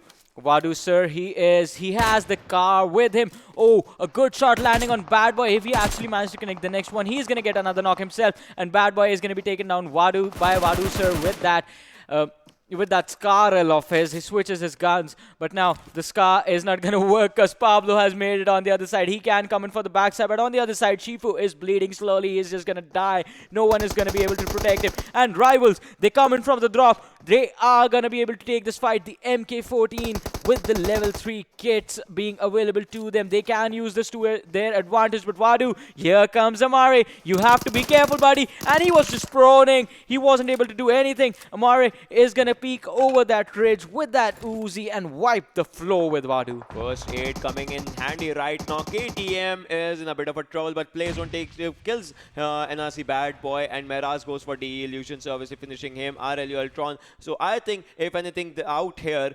A1ES in a bit of a bad spot now since they finished 1 man, but then still KTM rules the number game. As of now, No Rules is outside the circle. They have 1 player knocked out and 1 player is actually surviving as of now. But then the team that is at a really good spot, that is NHN, Nepali Ho Ni, with 4 kills in their hands and all 4 people alive. And Asi Pablo has been taken down by the zone as well. As we are talking, KTM Akshay has an AUG, but will he be able to make it in a proper use? That's one thing. Rivals were really close to the airdrop, and they managed to take out that MK14, if I'm not wrong. And TDP Utsarga and Dokudoku at 1 place on top of a ridge. No pun intended, but as of now, we'll have to see how the games cover up, because Los Leones, that is one of the major areas out here. So let's see how it happens. Yeah, it is a major area, and it is one of the biggest areas where you can go in for the cover this time around. But TDP, you have to be really careful. Rivals is right in front of you, and you are going to be taken out of this game. Yeah, that is true. That's one thing that we'll have to see how it happens. And this is the circle, ladies and gentlemen. Boys and girls, the circle is in a really good spot. The circle is... now teams are giving priority to circle, and I like this thing about this game. As of now, they know what their mistakes were. They have actually taken a good hold of it. We'll have to see how it all comes out. And A1ES, Kapshi, Stranger, and Dante is at one area, 1 point. And now JyanMaara has been taken on the play zone, and Vcash finds out one player, takes him down. Incredible way. That Ice Guys gets eliminated at one area. But then, right now, Nepali Ho Ni has 4 kills, wants to make it 14, if I'm not wrong, because they would like to go for the kills as easy as they can, as much as they can, and even wait eSports. for it. Yeah. Yes, yes, it is going to happen once again. Nepali Ho Ni are next to A1 eSports, and we were talking about Los Leones, and now the cluster is looking to fall right over the A1 eSports. Dante getting one from TX. Are they collapsing on TX first, or are they going to go up against each other? Look at this. KX, they are right next to them. On the other side of the road, we have KTM and T2K already down 1 players. Nepali Ho Ni, they are quite split up, but on the other side, A1 eSports clustered in that one building. They did lose 1 player in an unfortunate situation earlier on, but we have to see, can they make this work with just 3? Nepali Ho Ni, they are coming in with full-on aggression in this game, as we saw from the early fight they had. And Akish, did he just go on Stranger? Stranger being dropped to 50% health. On the other side, I think Nepali Ho Ni, the information had been relayed, but Lake on the other side is focused on KS, and Shocks was the person he took down. On the other side, T2K getting Nepali goalie. This could be unfortunate for that team, trying to fight 3 different teams at the same time. You do not want to do that. And TTP on top is literally on top of everyone. Now that's a pun intended, to be honest. But then one of the important things, guys, RL is in a good spot. And Rivals Sugar goes on. NHN Gole takes him down by a headshot. NHN in kind of a bad spot. As A1 ES trying to take on TX Viper as we're talking. TX captain needs to spot some player. I think he has a good area, a good angle. But look at the zone. Zone's gonna shrink. Zone's gonna shrink in a little time, just less than 10 seconds if I'm not wrong. And the zone just shrink. And TDP is in the zone. Rest assured, NHN, A1 eSports, TXKS, those teams will have to get to the zone, and that is going to be a huge brawl when those teams try to make a move for the zone. This is where the zone played its game. Zone played its A game. TDP Utsarka takes down RL Roxy, finishes RL Roxy with that M4 Glacier, that amazing gun. One of my favorites, the one that I don't have. Okay. But then Rival Slayer, guys, Rival Squad is looking really good. They have 1 kill as of now. The kill that they took out of NHN Gole, that is one thing, and A1 ES is moving, and NHN knows it. JAZEERA Sham takes on Salty AJ, and right now this is going to be bad because Stranger has been taken down by Akish. This was amazing. NHN knows that they have actually taken down one amazing player. They would like to finish him. A1 ES Stranger and Kapshi. A1 eSports gets eliminated on 12th position right now. This was amazing. No one expected this. Oh my god. A1 ES with a huge mistake. JAZEERA Sham takes down KTM Warhead, but then that airdrop had an M249. Matt G Hell takes down KTM Warhead, finishes him as well. But NHN versus A1 eSports, NHN is not stopping. NHN, we all thought by today A1 eSports was going to have their crown back, but looks like NHN is going to be the team at the first spot if they keep this one going. And right now, they are not looking to stop. Salty, look at this. Look at this. Oh my god, SOLTISQUAD is so close to the player from KTM, and Suraj is actually going to take down Nima. Salty looking to be in trouble, but Vikesh, he's so close. He's so close to the player from RN. Is he spotted? Yes, Vikesh is going to be taken down, but not by the person he thinks. TDP Utsarga was the one who did the job. AJ actually engaging on KTM Suraj, and Nepali Ho Ni, they have to be really careful this time around. They are going to be collapsed upon by everyone. The smokes and the one compound, the only thing that is protecting them. RLE are on one side, Rivals on one side, TDP right in front of them. Look at this. Look at one sneaky guy, DX Kazi. The only thing that can actually save them right now is the fact of the matter that if Zone actually comes in, and Akshay doing an incredible job right now. He tries to find the players to that area and takes down Mehraz as we were talking. But he knows that JZR is on the back end side. Matt G Hell is on one side. If the zone forms on Nepali Ho Ni, they will be safe. If the zone does not form on them, they are going to lose their players as they'll have to make a run for the zone. T2K, Charles takes down Salty Rusin, and right now the zone, as you can see in the minimap, mini feed, guys, the zone's going to form, and TDP on top is still out in this area trying to spot some players. Rivals Divine takes down T2K Hunter. As we were talking, T2K Hunter did an incredible job with his guns. And Divine, you need to make a move to the zone. Can you actually move to the zone? I think he did. And look at the zone. Did you just see the zone? No team, no player, no one is in the zone right now. This is an incredible zone. Look at that. The zone is literally in the open. Each and every team has to get into the zone. T2K Bullyhang goes down by a grenade. And Rivals Noob is trying to spot the players as much as they can. JAZEERA Sham is the one person who is in the zone in a really safe spot right now. We'll have to see how it ends. And TDP on top is the only man who has the advantage of that situation. Just because he already had the high ground, he has the sniper. He is on top. Yeah, he is on top of everyone right now. But KTM Akshay, he is in trouble. His teammates were taken out. He's the only man surviving.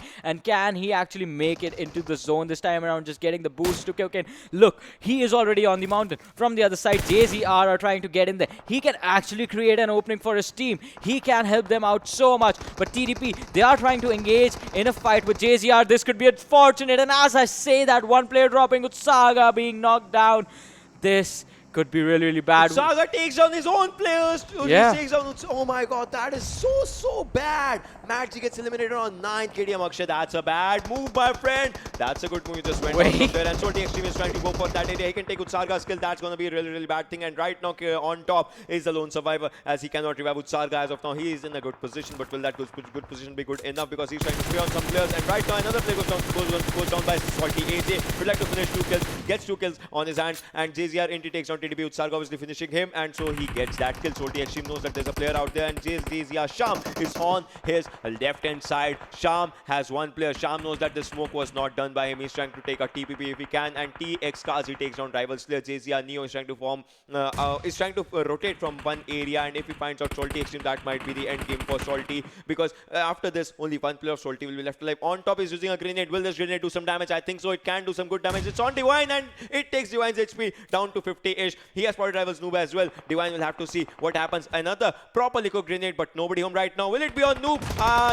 No, it was not on Noob right now. And on top, it's your duty, it's your responsibility to actually take those players down. Trigger takes on Salty AJ, so that means just one player of Salty squad will be left, and Salty AJ is outside the zone. He's going to take that zone damage. Salty Extreme, the lone survivor, gets shot once, but then will it be enough? But while we were talking, I just need to find out one thing. Is NHN done for? I think so. I do not see them anyone on the map. And 2 of the biggest names in this tournament have been taken out already on the other side. Rivals, if they actually get the chicken dinner on this one, they could actually come. Oh no. On top, who was on top of the mountain was taken by a really perfect nade from the side of Rival Noobs. I was just talking about this, man. You can't be that fast with your reactions. And that was just perfect. On top, he had to be taken out. He was creating so much havoc for all the other teams, but now this chicken dinner is up for the taking. Anyone can grab this one. DX, they are quite close to Rivals, but KTM Akshay, he is still alive. He has the drop right behind him. Is he gonna get this? On the other side, we have KS, who could be in trouble. They have the low ground, but Rivals in perfect position. Have the mountain for cover, can use the ridges as well, and have the high ground to spot out the other players. KTM Akshay can win this game, to be honest, because on the other hand, if you see, if any team tries to get on the uphill area, it's going to be difficult for them, but the zone is on the uphill area. KTM Akshay has a good drop cover and if a team goes to the uphill area, they are going to get shot from all the other direction. That means KTM Akshay just has to sit there. He does not have to peek from anywhere. You can see the throwables coming in handy by Rivals as they are trying to take on JAZEERA. JAZEERA is trying to have a good game, but Trigger takes on TX Captain as we're talking, and TX Kazi is in low health situation.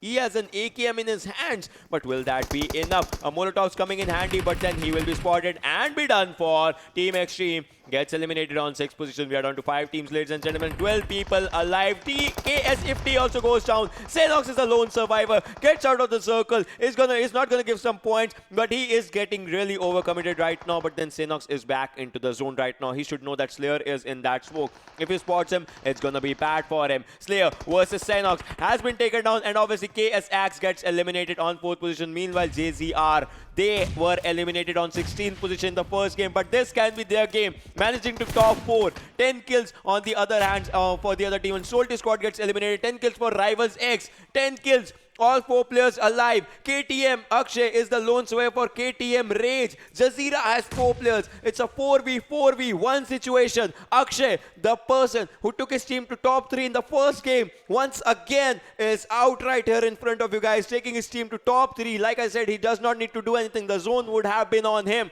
But the next zone shrink is about to come. We're going to see a new zone. Akshay can spot JZR Sham. If he does that, it can be an end game for him. But the zone is going to shrink. And that shrinkage is going to change the pace of the game right now, right in front of you guys. And we are down to this whole fight. Rivals has 4 players. JZR has 4 players. Akshay is the solo survivor. Let's see what happens. Yeah, Akshay just needs to delay this contact for as long as he can, but Sham is already here. Sham is going to get knocked down. Akshay, he literally took no damage in that fight, in that duel. But now, JZR, they look to be distracted. Senti, he is trying to find Akshay, but on the other side, JZR, Neo is going to be taken down by Rivals. Divide, finishing off Neo. Now Rivals, they have the advantage. Inethi is going to go on Divine, but he's not going to get it. Divine comes out on top on that duel as well. And now JZR, they are in trouble. Senti, the only man left standing.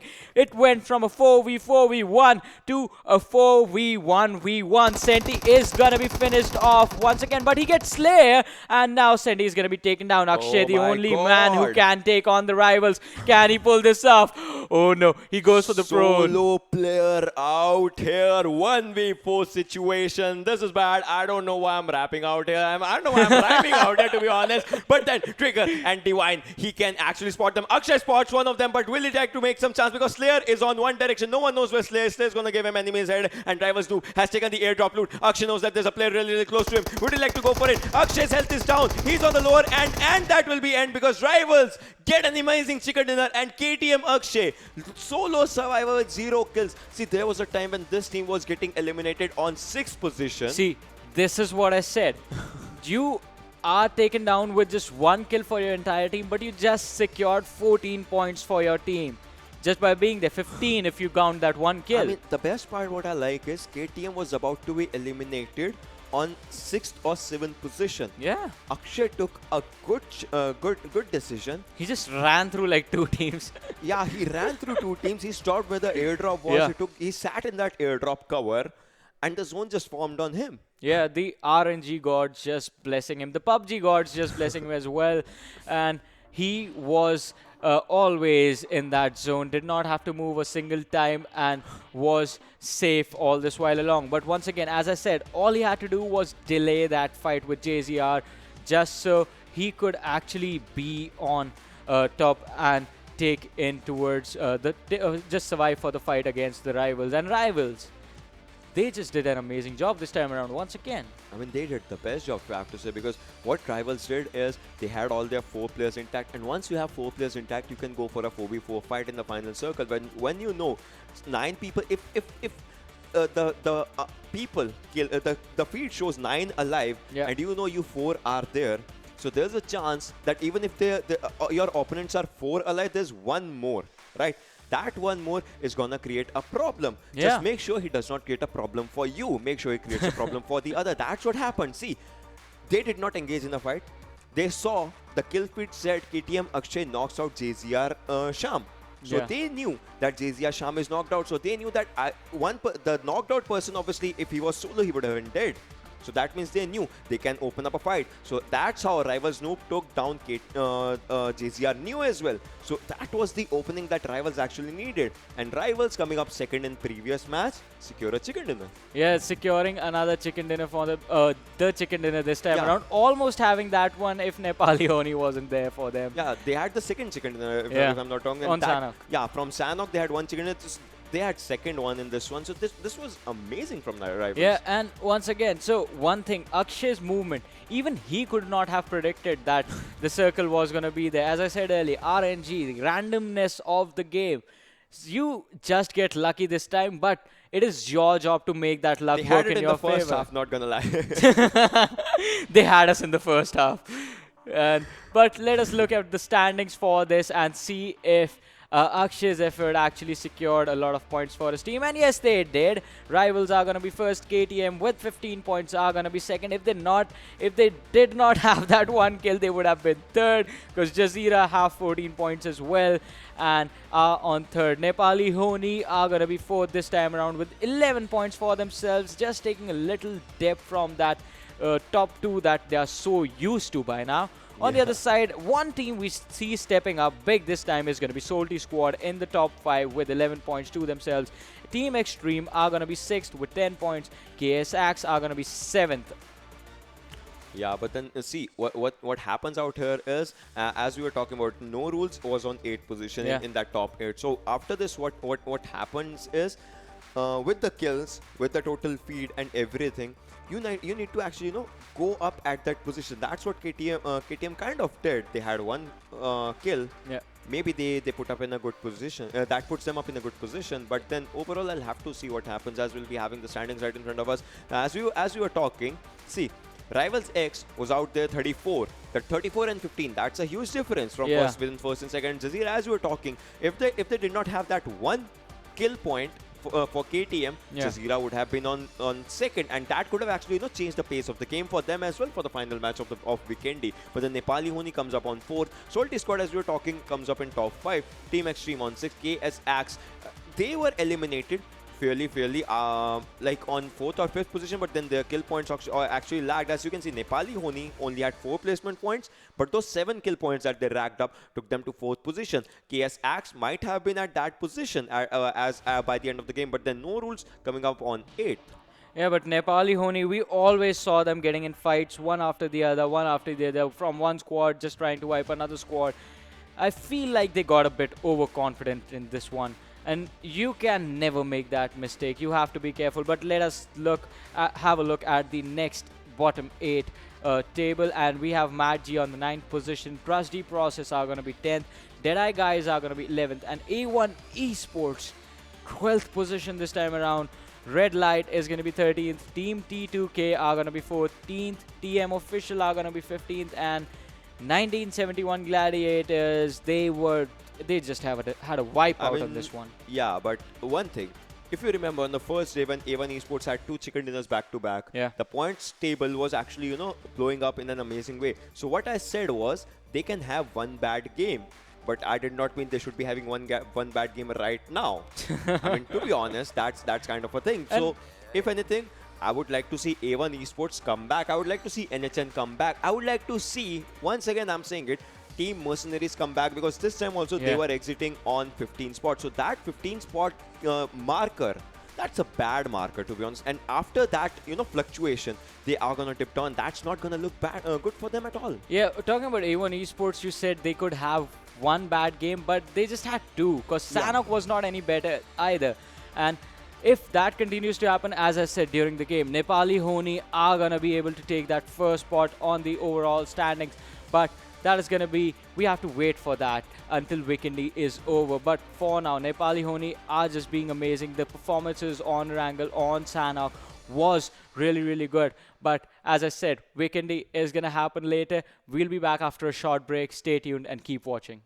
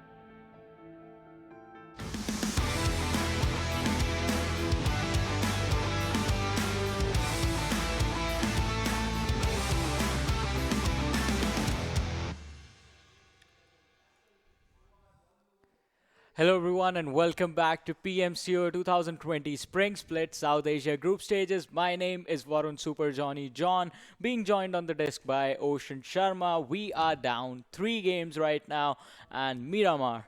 That was exciting, but what is going to be even more exciting is going to be Vikendi. Yeah, this is going to be the last match of the day, and I would be thrilled to see which team stands out. My pick, obviously, is going to be NHN, to be honest, because they have had good games, decent games, if not good games. A1 eSports made an early exit in the previous game on 12th position, so I Yeah. would want to see where that lands them, because, overall, this is gonna be a bit of a trouble for me as well, just to calculate and recalculate the positions, because I was thinking about it that Elementrix, okay, they were on the first, but then how much positions are they gonna drop down? And tomorrow, if they're gonna happen, actually, if tomorrow they're gonna play, what changes the pace and all those things? But we are gonna go for the MVP of the previous game, as previous game was really incredible on that hillside area, but the MVP is Rival X Divine. This time it's not Noob, this time it's Divine. 6 kills and 500 damage. That's kind of decent to good, if I have to say. And then 2650 was his survival time, and 8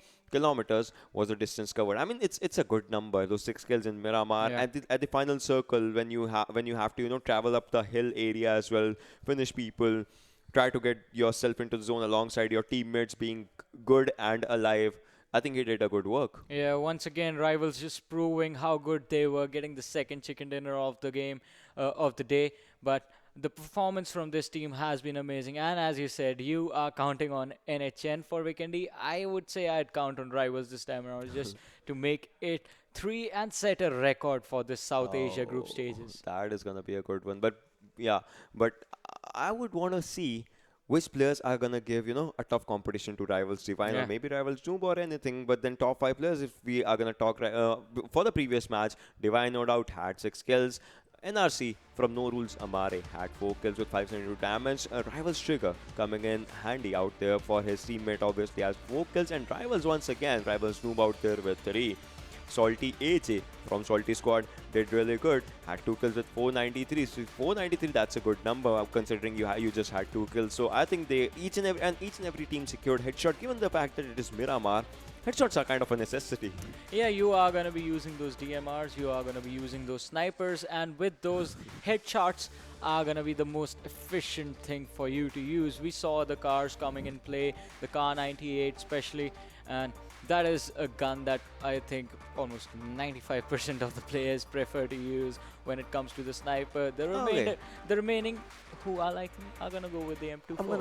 I'm gonna ask you guys one question. Also, since you talked about Car 98 and M24, what is your guys' favorite, favorable loadout in TDM? Because TDM previously, when there was no Yeah. loadout section, people used to go with K9 only, with all those things. So, guys, just comment down below. Which is your favorite loadout when it comes to TDM? How do you play? Do you use Scarl? Do you use M4? Do you use Groza? Do you use just M24s? Do you use K9s? What is your proper loadout alongside the secondary gun? Is it a pistol? Is it a Scorpion? Is it Eagle? What is it yours? a sword off? What is yours? Mine is G36C and the sword off. I love that combo. See, there's one thing I like about G36C, and that is it has a slower fire rate as compared to other guns. That means you can, preferably easily control recoil, land those headshots, land those body shots in just one stream, and you can also take one player, two player. If players are lined up Yeah. one against each other, you can just use those 40 bullets, and all of it, they're gonna just go down. Yeah, that is exactly the reason I use it. The controlling of the spray is quite easy with that gun. On the other side, before this, I used to use the QBZ, and QBZ also was a really good gun. But let us have a look at the head-to-head standing players and compare Rivals Trigger and Lake OP. Once again, for the last match kills, Trigger getting double the kills of Lake, 4-2 over there, but damage in sort of once again in the favor of Rivals Trigger, 482 to 337. On the other side, healing 263 to 69 from the side of Lake OP. A massive difference over there. Distance traveled is quite close, just 2 kilometers spreading these two players apart. Rivals Trigger with 8.31 and Lake OP on 6.11 kilometers traveled. On the other side, headshots. 2 headshots to Rivals Trigger and Lake at 0. So Trigger, I mean, it makes sense because Nepali Ho Ni was eliminated a little bit earlier than they would have preferred to be. On the other side, Rivals actually winning the entire game with all their four players intact. are always going to have better stats on the board. Yeah, that is true. But then Rivals, I mean, it's a huge kudos to Team Rivals as they had an incredible comeback day. See, for some teams the days were bad, for some teams the days were good, but then this team showed what a comeback actually means. This team, on the first day, no one had this as their favorite. Not us. Like we were not much Yeah. talking about them. On the second day, we were not much talking about them. On the third day, we were not much talking about them. But the fourth day, they were like, let's have a talk. And that's what we are doing since Sanhok, because Sanhok was incredible for this team, and then this Miramar was incredible for this team, and right now they'll be having their eyes set on Vikendi. See if they can do it once, they can do it twice. If they can do it twice, they can do it third time as well, because third times is always a charm. Yeah, third time is going to be a charm, and it's going to be a record set for this South Asia group stages. And with Fingers that, crossed. we have Vikendi live. So once again, the trajectory going over Cement Factory, Volnova, and heading towards Milnar. It is quite interesting because once again, you'll be forced to go in those hot spring, hot drop location. Pozdova is going to be there. Peshkova is one of those places. On the other side, Cement Factory. Quite a congested area to fight around. This time we have seen Castle sort of being abandoned, Villa being abandoned by the teams, but now they will be forced to go in those general directions. Ocean, the teams got lucky yesterday with the circle. Do you think they will get lucky today as well? I mean, to be honest, if I have to say, you can't actually guess it, but then teams are going. But then I hope, just imagine if Circle comes out on Dobro, Mesto, Krichas, and Water. If it's Oh 20% boy. on land and 80% on water, that's going to be something. But then look at the teams dropping. They have dropped in a good area. You could go to Tovar, you could go to Villa, you could go to Castle. But then the zone, once again, favoring land this time. Yeah. This is kind of a good thing. But then no one's home in Cement Factory. That's kind of a shocker for me. No one's home in Castle. See, Castle is an underrated area in Vikendi. And guys, once you're commenting your loadouts, you can also comment your favorite drop location in Vikendi, because I would like to know them. We would like to see where you can see if your favorite team lands on your favorite drop location as well. That's going to be one of the good things for you. Yeah. Matt G, on the other hand, is really close to DE. Vadu sir and Illusion sir are moving forward, but then CFH is slowly and steadily starting to loot in his area. Yeah, and this circle that we just saw, I think it is almost like 90% same as the one we had yesterday. And once again, the teams are going to be quite lucky. But on the other side, two teams that are in an unfortunate situation are going to be Mad G and DE. They are right next to each other. We have to see, are they going to go in for the engagement? I don't think so, because as I always talk about this, early engagements are a bad decision. You might win the fight, but what next? You will be quite low, and if you get third party, you will be taken down. We saw that Yeah. happen earlier in the day. You Yeah. have to be really careful. That sometimes, that not sometimes, that always ends up bad, as you cannot, celebrate your victory as well by healing yourself, by picking up the loot of your enemies and the opponents that you actually want. But then for now, Maggi is looking for a fight. They are looking really good. They are out there in Trevno area, and Trevno is a really good port area, seashore area, if you want to talk about it, because you can actually rotate from one position to another. And the zone that we were talking about, it's kind of a good zone, as most of the teams are kind of inside the zone. For Dosto, Peshkova, Cosmodrome, Cement Factory, no one's in Cement Factory, no one's in Castle, but then NHN made a really early exit, and an early drop for themselves. And A1ES is the team that has to actually travel the farthest. Rivals, as you can see on your screen, ladies and gentlemen, Rival Squad, they have had kind of a split drop, not as much split, but kind of a split. And I think this is a good strategy. See, if you have had a good amount of kills, if you have had good amount of loot in your hands, you can obviously go for a good fight, and this is what they are trying to go for. Yeah, they have to be really careful, and as you said, go for the later fights. But now Rivals, the team that has had 2 chicken dinners, they have to be careful on the side of Vikendi, because this is one of those maps where anything can happen. Yesterday, the first circle was favoring the land. Today, it is doing the same, but will the next one do the same, or will it be in the waters as well? Now we have A1 Esports, another team that after day 1 had a lot of hopes on them, but this time around just flustered a little bit and are making a lot of mistakes, as we saw in the first 3 games. Nepali Ho Ni, if my maths is on point, have already passed them in the overall standings, but we will have to see after this game on Vikendi. Right now, Rivals once again have control of all these apartments for themselves.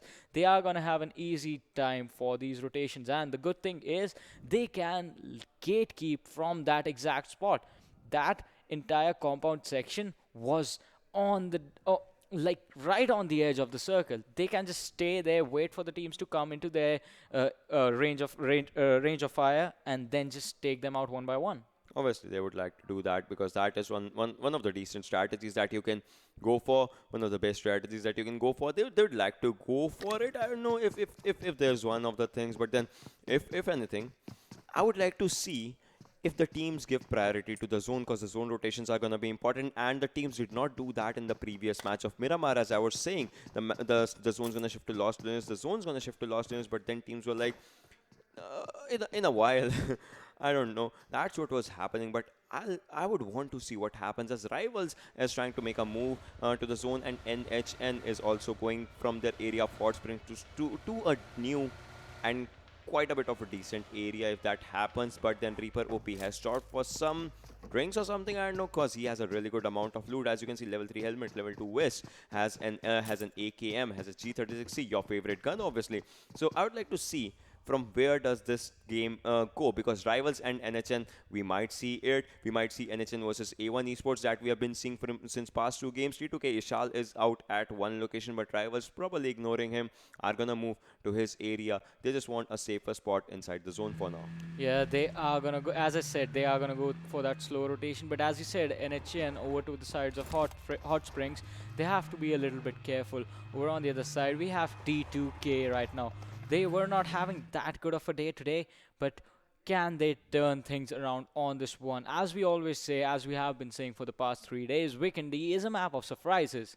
You can see anything happen, and you can see any team win this one. So, Team T2K, this could be your turn. But over on the other side, TDP, they have a good, like a really big area under that control, and are gonna be pretty happy with all the stuff that they get to loot for themselves. Over on the other side, T2K just taking their own sweet time, going in for those rotations. They are already on the edge of the zone, but now will try to move in towards the center so they can make the rotation to the next zone a little bit faster than everyone else. That is true. That is totally true. And Shifusa marking that level 2 West for his teammates. That's a really good thing. I mean, some of the features of this game I really like, and one of them is that you can mark, enemies ahead, I got supplies, all those things, and that actually helps. Meanwhile, TM Dominator, as you guys can see, was really close to a team, but then no doubt they would not like to take a fight, and Cosmodrome was the home for T2K as of now. We'll see what happens, how it all happens, and how it all goes off now. But then T2K is trying to make a move into the zone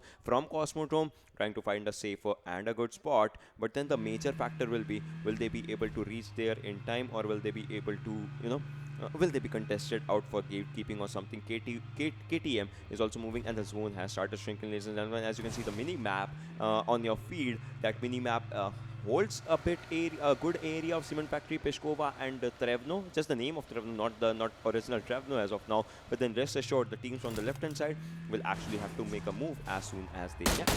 Oh no, they did spot out Gole from the side of Nepali Ho Ni, and can they actually go for the chase? They have to be careful. They have to know which team they are trying to fight. It is the team that was in the advantage. Gole, he is gonna get one, but KTM, they are coming in. He was dropped quite low. One more bullet and he is gonna go down. He is gonna get knocked out in an unfortunate situation. Can they make this happen? Over on the other side, Nepali Ho Ni, where are the other players? Their teammate is in trouble. They have to collapse on the side of KTM. If Gole actually manages to get away, this is gonna be incredible. He gets a knock. He's trying to run his way out of here. The shots are being fired. He takes damage, falls down to 75% health. But with that M16, Ramos is not able to make it work. He misses a lot of shots. But now, Nepali Ho Ni, the remaining players are almost here. They are coming in those vehicles, climbing down the mountain. And they can potentially make a collapse on the side of KTM. Look, they are planning this one out. Reaper, he stopped. He is staying there to scout what the players from the side of KTM are going to do. On the other side, Gole, he is going for the flank.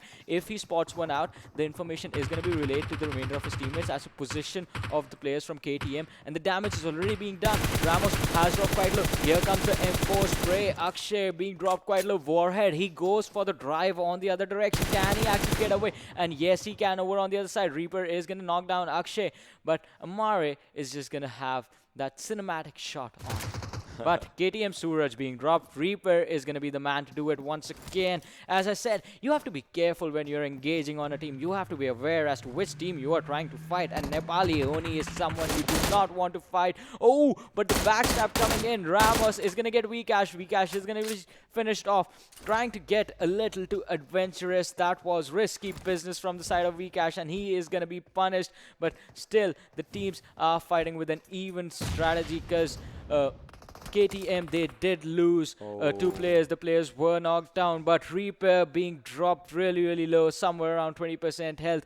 And KTM Warhead is going to be taken out by the Molotov. We were just having this conversation, Ocean, as to how Molotovs can sort of are one of the most underappreciated utilities in the game. But now Gole, he is going in. He has spotted Suraj, just needs to spot out Akshay. Can he do that? If Akshay goes down, this could be trouble for the side of KTM. And the damage being done, Akshay dropped to almost 20% health, and he's going to be killed off. Gole just finishing the entire side of KTM. That's going to be the first team going down, and Nepali Ho Ni just losing Vcash in that fight are going to come out on top with 4 kills. One thing, NHN lost one player. Yeah. I mean, that's kind of a good thing that they actually are surviving for now. But one thing, did you notice? The first team got eliminated on 15th spot, not 16th. Yeah. Which team did not join? I have no idea about that as of now. But then I would like to know. See, because that is something. I mean, and then yes, captain isn't open, and that was a bad thing. Rivals, see, right now it was like Rivals saw NH in the kill feed, and they were like, oh, you can bring out kills? Wait, we are also going to shine in the kill feed, and that's what Rivals is doing right now. It's a war between Rivals and NH, and a cold war between these two teams. And look at that, Rivals Noob on one side and Slayer and the other players on the other side. Noob is wanna trying to go for those knocks and kills, and that's what he is doing. And TX Viper is surviving for his team because he is the lone survivor right now. We'll have to see what happens because Captain and Kazi need to survive really badly. But now it's down to just 2 players, 1.5 as you can see, as one of the players is down. But this is really good. NHN takes down one team. Rivals is ready for it once again. Captain is slowly and steadily bleeding, and that can put up a problem for Viper as they are playing mind games. Molotov comes in hot, leaving Viper to just one restricted location. Another throwable comes on Viper. Viper will be trying to move backward as soon as he can. As quickly as he can. Divine has spotted him. This is going to be really bad. Rivals are coming up with their answer for Nepali Ho Ni right now, as they were like, you can kill, we can kill as well. And that is one thing that is happening. Viper has been spotted. He's just on one direction. Behind that broken wall has been spotted. Will be trying for a fight, but then Trigger does it. Noob gets a kill, Slayer gets a kill, and another team gets eliminated. And we have the second airdrop coming in with that Groza and the level 3 kit. You can deck yourself out and be ready for Christmas on the snow map of Vikendi. But now, Rivals and NHN, as Ocean has been trying to say, they are literally going head to head. But over on the other side, one thing I noticed was A1 eSports were also in a bit of a sticky situation over on the other side. But TMX, they are also one of the squads that are playing with 3 players this time around. This is going to be hard. Once again, if you are in a bad situation, if you are down 1 player, if you are down 2 players, just play for position. You will be able to rack up points slowly and steadily. See, you have to be patient. You have to look at the bigger picture for yourself and just rack the points for position. Yeah, kills are going to matter, but all you need is to have a good standing to qualify for the next stage of the tournament. Otherwise, if you try and be aggressive, if you try and risk it all, go for the YOLO plays, you just might not make it, and this could be it for you. Yeah, that is totally true. We'll have to see how the game changes the pace. But then T2K, as you guys can see, is out there with 4 players surviving right now. All the 4 players are good. They haven't engaged in a fight as of now, but then they are in a really good compound. And this compound is going to be a decent one, if I'm not wrong. But then DE is fairly close to them. Not properly close, but then fairly close, and that can still change the pace of the game. 13 minutes and 20 seconds into the game, that is where we are right now, guys. This is TDP for you. On top, Utsarga and Doku, 3 players out in this compound of Cement Factory.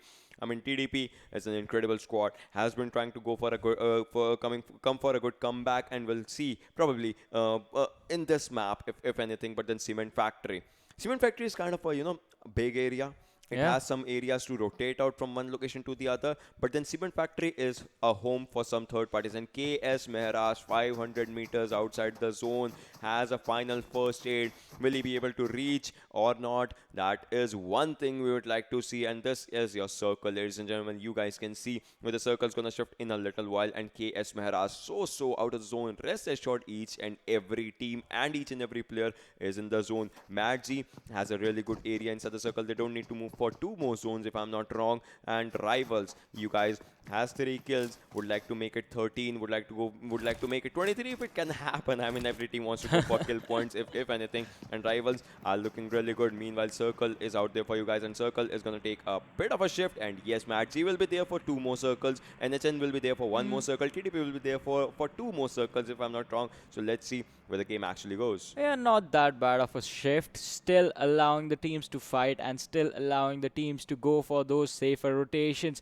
But this time around, once again, Nepali Ho Ni literally on the high ground, on the peakest point of this map. Reaper Ropi is going to try and scout some people out. It's going to see if we can spot out the teams and find out their location. But as we can see from the Alive Fit KSX, they have all their players, but they are still outside in the blue zone and are trying to make their way into the play zone. They have to be careful. But on the other side, Rivals Noob is going to be knocked out by T2K, and here they come. Hunter is coming. Slayer is there. Trigger is already on the ground, so the fight is going to be difficult. But Hunter is going to blow up the car, and T2K Kushal is going to be blown up as well. T2K Legend is going to blow himself up. That is quite unfortunate. But now, team trained to kill, they have to go up against the Rivals, and Divine is there on the edge of the wall. He is still not peeking, but Hunter, he has to be careful. They have one right behind him, one in front of them. Here comes Trigger, 3 versus 2. Can they make this happen? But this is going to be hard. Trigger spots both of them. Chari is going to get knocked out, and Hunter, he could be necked. He was really low. He was down to 10% health. He's trying to get his heals up, but on the other side, he's going to be caught off guard, and team trained to kill are going to be killed off. Rivals just taking the lead in their rivalry against Nepali Ho Ni, but Nepali Ho Ni are answering back with wiping the members of SOLTISQUAD. I mean, what are the teams doing? And right now, as you can see, SOLTISQUAD is kind of in a bit of a trouble right now, and 1971 is also trying to fight some players and find some players if they do. And A1 eSports, they might want to eliminate them and do a big blunder. 1971 Ryan He burned himself alive. Yeah, I of mean, all that's things. one thing. And Dante is going for a grenade. Will that be a good grenade? Because a grenade is in the hands of Ryan, and he will like to steal the kill of Ryan. Yes, he takes him. Dante has the kill right now for himself. That was a really good strategy by Dante, because 1971 player Ryan actually made a kind of a mistake out there. But one thing that I would like to say is Nightwing can actually be a game changer, and same for Science as he is in one of the positions, and A1 Esports is located inside the house. But then Nightwing, like I said, he can be a game changer. Takes down one player, that is Sinister. But then Stranger is out there. Nightwing was spotted. He would like to go back and heal himself as easy as he can, as soon as he can. And right now, Saluwadi can spot Stranger if not anything. And Sinister would like to go forward. But then A1 ES Dante goes out for it and takes down Nightwing. Science going up with a grenade. The grenade can actually change the pace of the game. And look at that. Dante is really low to that Molotov, and he would go down of that Molotov. Or Science incredible way. And Science is being burned by his Molotov as well. That was a bad thing. But then 1971 right now in a good situation, because Stranger is the lone survivor. Is he going for a revive? Yes, he's going for a revive. This is a 3v2 situation out here, you guys, because Nightwing is trying to give is getting revived as well, and Sinister was revived. So Stranger and Sinister versus Saluwadi, Nightwing and Science 3v2 situation. Saluwadi looking for an opening to get into the house. We'll have to see how easily that can happen, because right now A1ES knows their house, they know their location, they are 2 men, but then they would like to take these 3 kills. They would like each and every opportunity of taking these 3 kills in their hands. Nightwing is looking at one location, and the zone is going to shift once again. This zone shift is going to be a crucial one, because obviously NHN and Madji are out there, but then NRC, KS and A1ES, the fight that is happening, this is going to be an important one. Science use a car. This grenade can be really crucial, because this was really close to A1ES. Stranger does not do any damage as of now. But then once again going for a grenade throw. Come on, oh, that was a bad grenade because it just hit Sallu YT as of now. Oh my god, science throw, that was a bad one. But then A1ES is ready for a fight. This is a cold war where they are trying to spot their enemies by their footsteps. But look at this, KS is on the back lines. If they heard all this noise, all this commotion, they can actually collapse on both of them and wipe all of them. A1 eSports, they have to be really careful. They have lost 2 players already. They are going to have to fight 2 versus 3. And now Sallu and Scienstro, they have taken the back step. Nightwing also falling back as well. They are trying to bait the players of A1 eSports out into thinking that these guys are gone.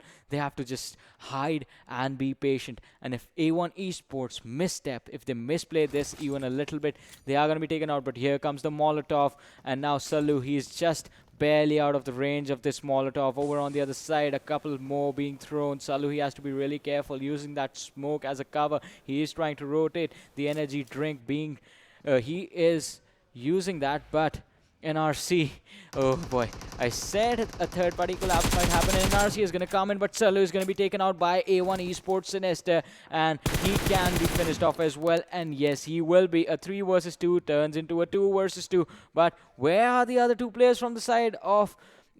where are the other 2 players from the enemy team? A1 eSports, they just opened all of this up for themselves. Over on the other sides, DE are actually taking on NRC, and A1 are going in for the rotations into the zone. Finally, they were delayed so much by the side of 1971 Gladiators, and they could potentially die. But over on the other side, NRC, Amare, he is so slow. He is bleeding out so slowly. This could be trouble for the entire squad. As to DE, can they make this happen?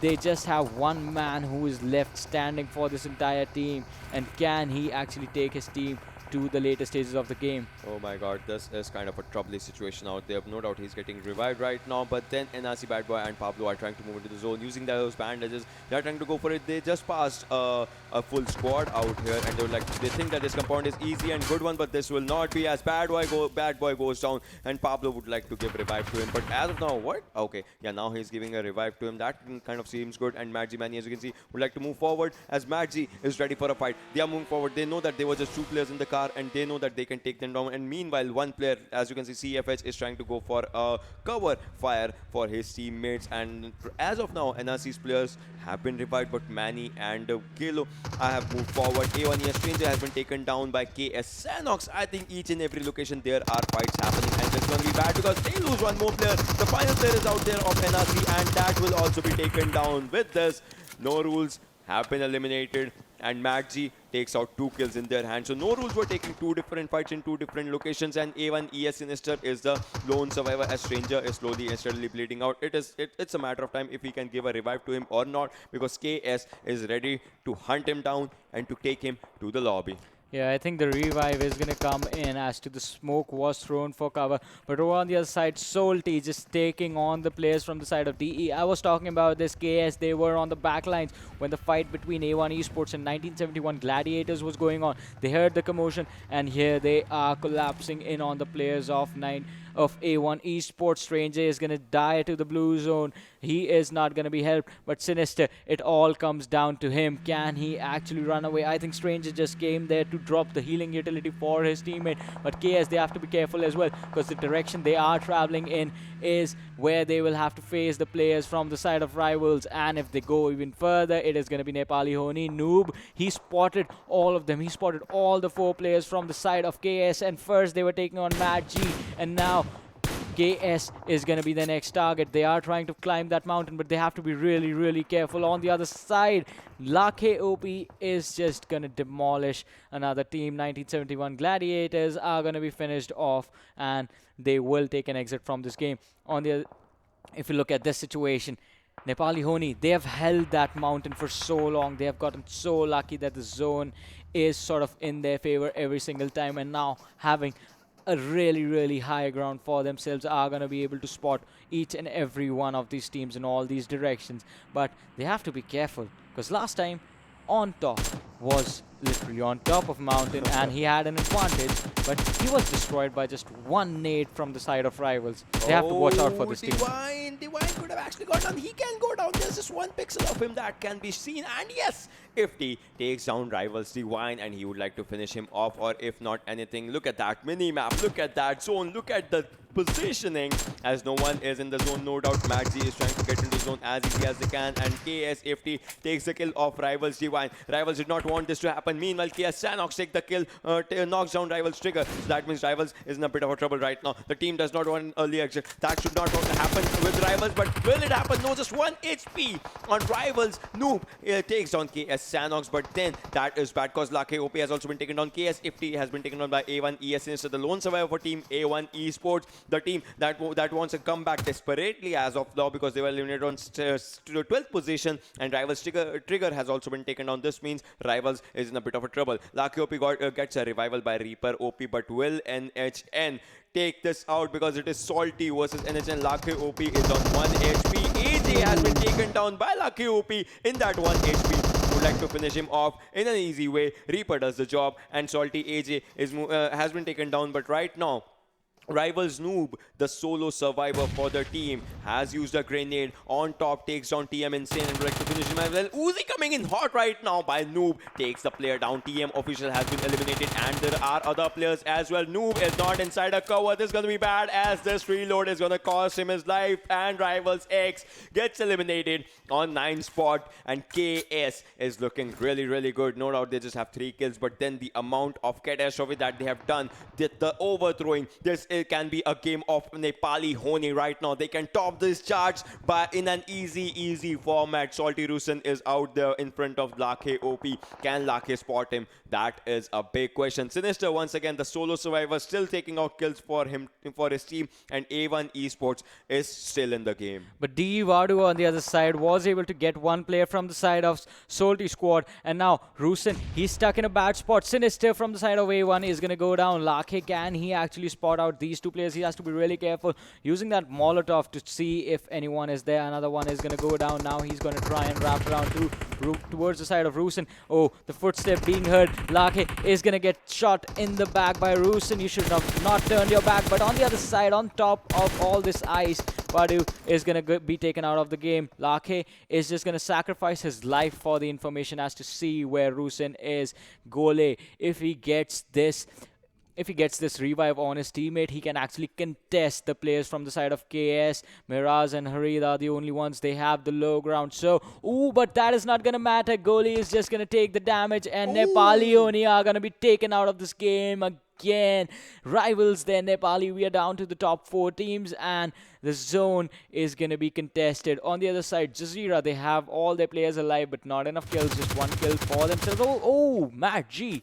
Those long range sprays with that G36C doing all the hard work for this duo. I had never imagined that the game's gonna go to this pace. See, first Rivals goes out, then the second team goes out. We are down to top 5 teams, ladies and gentlemen. JZR is out there, TDP is out there, Salty is out there, KS out there. Maggi is the only team inside the circle, as you saw the circle feed. But then Maggi Manny would like to see the location, the area, as Sham is slowly and steadily moving forward towards them. Maggi Manny will have to see blah blah blah. Will have to see where to move. KS can be spotted really easily by JZR. If JZR does that, then that is going to be something, because JZR, some players of JZR are inside the circle, as you can see through the minimap area, while the other players kind of have to make a move as soon as they can inside the circle. 3 players are not inside the zone, but then Sham slowly and steadily he creeped out inside the zone. TDP on top is out there, and Doku has spotted one player. Blah blah blah will be going down in an easy G36 spray by Doku. He would like to see where he can go through this fight, as Manny is moving forward, and another spray comes in handy right now, takes the HP to 50 HP. Now they know the location. Doku knows the location, but he will be sprayed on by Rusin from the other direction. But then as of now he was safe, and Doku just took a fall damage and he has been knocked out. Manny is going for a revive. Will TDP Doku be revived? That's a question. Salty Rusin is on the upper edge. He cannot come down right now, but as of now Senti is doing good smokes. Utsarga has been taken down by Maggi Manny. 2 players are taking an incredible fight 8 times with that Car 98. Salty Rusin takes on 1 kill for his team. We are down to 11 players and 5 teams remaining. Yeah, they have to be really, really careful. Doku Doku being killed off in this unfortunate situation. Once again, 5 teams remaining, 10 people alive in this game. The situation could not be any more interesting. On the other side, JZR, that M24 kill feed that was put up earlier on by this team is incredible. And Matt G just for surviving for so long with 2 players. KS Miraz, can you make this happen? SOLTISQUAD being eliminated entirely. TDP with only on top on our screens. The man left standing is gonna get shot on. Drops down to 40% health. But can he make this happen for his team's sake? Can he take them to the top 2? That's going to be the best case scenario for him. No, the best case is going to be winning the game with a clutch for his entire team. But now, JZR, Sham, here comes the Molotov. TDP is going to be taken out. The Molotov is going to force Manny out in an unfavorable situation, but that is the exact purpose of it. On the other side, if he engages this time around, Manny, he can actually come out on top. On close range weapons, Uzi is the best one. The rate of fire on that gun is just incredible. Now, once again, cooking up that nade, but if you cook it up too much, you might just blow up yourself. And KS Axe is going to be taken out. We are down to the top 2. Matt G and JZR can... Which team will take the chicken dinner on this one? Neo, Sham, they are up close and personal with the 2 players from the side of Matt G, Manny, and blah blah. The nade coming in is not going to do much. Sham dropping down to almost 60% health. But the other 2 players from the side of JZR are pretty healthy. Inithi, he's staying in the back. He's staying safe. So if his players goes down, he can actually come in for the backup and wipe out the players from the side of Matt G. The 4th player, Senti, he is coming with the wraparound, and they are looking into collapse on these 2 guys. Oh my god, this is bad because see, JCR is that team that was eliminated on 16th position in the first game. Right now, they have the chance to make everything right. Will they go for it? That's one thing. And Manny has been spotted by Neo using that Uzi. Will he go for it? And he also knows the location of blah blah blah. But then he has been spotted by blah blah blah. Now they know the location, but a grenade comes in handy on blah blah blah. But his health is not as much down. This is a 2v4 situation, ladies and gentlemen. Manny has been surrounded by all the situations. Blah blah blah is the player that is on the one side, and JCR Neo has been taken down in a good fashion. Manny takes some shots for himself. Manny has been taken down. 1v3 fight for him. Blah blah blah. We'll have to see if we can take that fight. Sham has been taken down. Blah blah blah goes for a drop right now. Senti is moving forward. 1 HP, and JZR makes it right by the chicken dinner in their hands. This team, with a slow start, has a good ending. Slow and steady wins the chicken. Yeah, 24-point play from this team. But on the other side, Matt G, that final crossfire setup from those 2 players, Manny and blah blah, that was just incredible. I mean, JZR, they just had to rush in and go YOLO and just pray for the victory on that one. They obviously had the advantage. It was a 2 versus 4, but the way Manny and blah blah held on for so long in that unfortunate situation, that was just incredible. Over on the other side, all the favorite teams just got eliminated early on. I want to see what is the end game, the overall standings, how it's gonna affect it, because I don't know, maybe NHN will be on top, or maybe rivals will be at a good position, or if anything, if no one touches Elementrix. I don't know, but I think some teams might have actually changed the pace of the game. Some teams are on top. Matt G actually did a really good thing, and then JZR from getting eliminated on 16th in the first game to climbing that ladder 1 step, 2 step, 3 step, and the chicken dinner. They actually changed each and everything. But overall, it has been an incredibly good game with the zone shift coming to the southern side, and on the 6th circle, no one was in the zone. Every team had to make a good rotation, and that rotation cost a lot of teams their lives. And also Salty Rusin was on that ridge. That ridge hill, he could see everyone, but then everyone could see him while he was playing, and that actually changed everything. Yeah, it is an open area right in front of him. He only had cover from the mountain that was up in front of him. So you had to be really... That was a high-risk, high-reward situation for him. But over on the other side, JZR just putting up an amazing performance this time around, especially as Ocean pointed out, from getting eliminated on the 16th position in game number 1 to getting the chicken dinner in the last game of day number 4. As I said, when things are not working out for you, go for the placement. If you survive long enough with your entire team, you just might get the chicken dinner, because JZR... I think this was the first time we did not see a chicken dinner team with like more than 25 points, and they just had 4 kills on their entire team. One guy was sitting on 0. They were knocking down a lot of players, but were not finishing them off. Their objective was just to survive, and as like the longer you stay in the game, the more points you will obviously get. Stay long enough, clutch out the last fight, and you get chicken dinner. And that chicken dinner actually matters because it shows. Right now, see, we got to learn one thing. Each and every team out here is capable of those dinners, because you can get eliminated on 16th and you come back for an incredible fight and stay on the top in another game. That shows that you have the passion, the fight in your blood, in your team, and that actually shows it out. You did that practice, you learned what were your mistakes, you learned what was missing, and then you just filled it up with a chicken dinner, and that is an incredible thing. This is an incredible thing about the people who play this game as well. Even if you're not in tournaments, you can have a really bad day, like you're just getting killed upon landing in Georgopol or maybe Picardo or maybe Boot Camp, but there will be one game in which you will be having 16 kills for yourself, not for the team, for yourself all alone. There are such games, so it shows, when life hits you hard, you just get up back and hit it harder. That's one thing. JAZEERA, you guys have been an incredible example of that thing.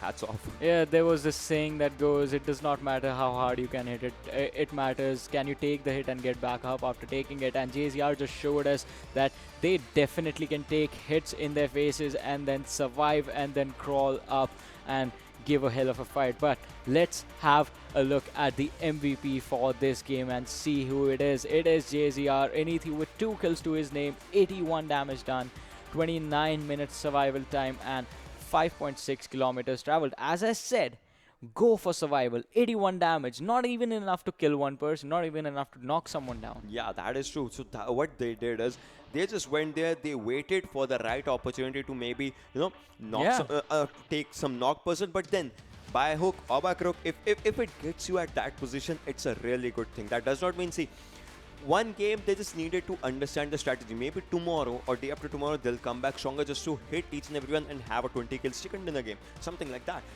We can see what teams do, but right now it was JAZEERA's game. I would like to see where it all takes them down, as we'll be talking about the standings of this game. JAZEERA, no doubt, 24 points. First position MadG, 20 points. In second position Nepali Ho Ni, 15, and 3 KS Axe on fourth position with 14 points. SOLTISQUAD coming up there in that top 5 thing. I mean, see, one thing, NHN got eliminated on 6th, yet they managed to come on 3rd with those 9 kills. Imagine if they had survived, how much kill game could they actually possibly go for? Yeah, but once again, it comes down to how aggressive do you want to be. Getting eliminated early on, and as you said, had they survived long enough, had they been a little more patient, they would have made it. They could have actually made it to the top 2 of this game. Who knows? But on the other side, MadG, once again, had lost a lot of players early on, but with the 6 kills, the point difference being reduced to just 4 points between the first and the second. But moving down, we have Trusty Process on the 6th and Rivals X on the 7th. A1 eSports just barely making it to the 8th position with 7 points to their name. Yeah, I mean, see, A1 eSports was they were like at a good position in first game, second game, third game was kind of bad for them because Miramar rotation in fourth game, obviously once again a bad one. Dead Guys was on 9th position, 1971 Gladiators was on 10, TM Officials on 11. They had an 11, 13, 16, 11 runs, so that's one thing. Team T2K is out there on 12, KTM Race on 13, WGxNoRules on 14, and Team Extreme on 15 this time. So if anything, I would like to see where does this all take them in the overall standings, because we have had all 4 games of today. So that means the results will be in. When the results are in, you're gonna see some goods, the bads, the uglies, the crazies. When you see those goods, bads, uglies, crazies, you sit with your team. You go back to the drawing board. You look at what you did good, how you could manage that, what could change the pace of the game once again, and how you can actually, go for another good thing. So that is one thing. They would like to start there tomorrow in a good way and end today in a bad way. I would like to see that happen for some of the teams. Yeah, that is definitely going to be improvement, and improvements are what you play for.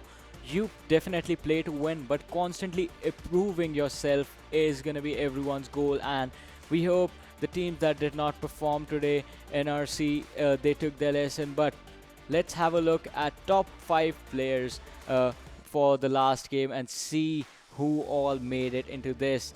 NHN Reaper Rupee, as I said, Nepali Ho Ni are always being too aggressive, getting 4 kills on Reaper, damage being done 655, and 0 headshots. On the other side, MadG with 3 kills, 669 damage, 1 headshot. Third being taken by Rivals Noob, 3 kills, 646 damage. Fourth being taken by Mad G's blah blah. The 2 surviving members from the side of Mad G are in there. 532 damage on blah blah blah. And fifth being taken by SOLTISQUAD, the man who was in a YOLO situation. And interesting thing, Ocean. Yep. No one from the winning team is in there. I would like to see a head-to-head if we could get from JAZEERA Inti, that was the MVP, and NHN Reaper OP for this match, because I would like to see what Reaper did and what Inti did to secure. Reaper did something to secure the kills, and Inti did something to secure the position. So I'd like to see what JAZEERA squad person did and what NHN did, because that, you know, creates a bit of a balance in that seesaw. There's a seesaw in this game. That seesaw says, if you have good kills and you have good chicken dinner, the seesaw, it's perfectly balanced. But if it fluctuates, if you're having less amount of kills and a chicken dinner, it's gonna topple to one position or the other. So I would like to see what happened in that scenario, in that situation, because overall, JAZEERA secured a position with a chicken dinner. It could have been different if Magzi would have taken that fight, if SOLTISQUAD would have stayed there and would have just eliminated JAZEERA when he had the time. So there were some times when JAZEERA was still in a bad situation, but then the way they managed to get out of it, kudos to that thing. Yeah, that is definitely always going to be an argument as to what thing do you prioritize. Is it going to be the chicken dinners or is it going to be the points for the kills? But as you said, let's have a look at this head-to-head between Reaper OP and Inti. Kills 4 for Reaper, 2 for Inti. Damage being done 81 for Inti, 657 for Reaper. Healing done 7 for Inti and 115 for Reaper. Distance traveled almost the same, 5 kilometers for both of them. 2 headshots on the side of Inti, 0 for Reaper. So once again, as I said, what do you prioritize? Do you go for the kills? Do you go for the placement? It is always going to be an argument, but in the end, at the end of the day, points are going to be points. Even though Reaper is ahead in a lot of stats, he did not get the chicken dinner. You can't be over aggressive. Aggression means taking a risk. Taking a risk means you might actually lose out on your gamble. Yeah, I mean, 2 things I would like to point out in that one. As we saw the charts, 2 kills, both headshots. 4 kills, 0 headshots. 115 healing versus 7 healing. 7 healing actually shows that they did not engage in a fight, because if they had done it, there would have been some damage either way. This may be the 7 damage could also happen because of the play zone damage as well. So you never know their strategy of playing. Play zone, your teammate rammed a car into a wall or something. Yeah, that is one thing. But then we would like to go to see the drum roll thing, the overall standings, that where the teams are. And see where they are, who is on the top. And Nepali Ho Ni taking the top spot with 151 points for themselves. 2 chicken dinners. And I think after the first few games, we were already pretty sure as to how this team was going to be. But Rival X taking the second spot with 124 points, 2 chicken dinners. A1 eSports are going to bounce back from their unfortunate situation yesterday, and a drop from day number 1. A1 eSports are sitting on the 3rd position with 122 points. 4th is been taken by Elementrix, 112 points. PNGaming taking the 5th with 101 points. Wolves then on the 6th with 94 points. Trusty Process slowly and steadily climbing up, staying in the top 8, are on the 7th position with 93 points to their name. Rising Nepal are going to be on the 8th with 90 points. Look at the gap, Ocean. Yeah, that gap was quite a lot, to be honest. And if anything, I would like to see if that, you know, changes the pace. But then meanwhile, 9th position is secured by Team Extreme, 1 chicken dinner. INES on 10th with 1. Ultimate Bang on 11th with 1. SOLTISQUAD on 12th. Team PYRO on 13th. 14th position goes to Vibes with a chicken dinner that they had in Miramar yesterday. JyanMaara gets 15th position with 0 chickens. And Damn Classy on 16th as of now, 63 points. 69, 64, 60. That's quite a slow gap. And 63 for KTM Rage as well on 17th. Dead Eyes guys on 18th.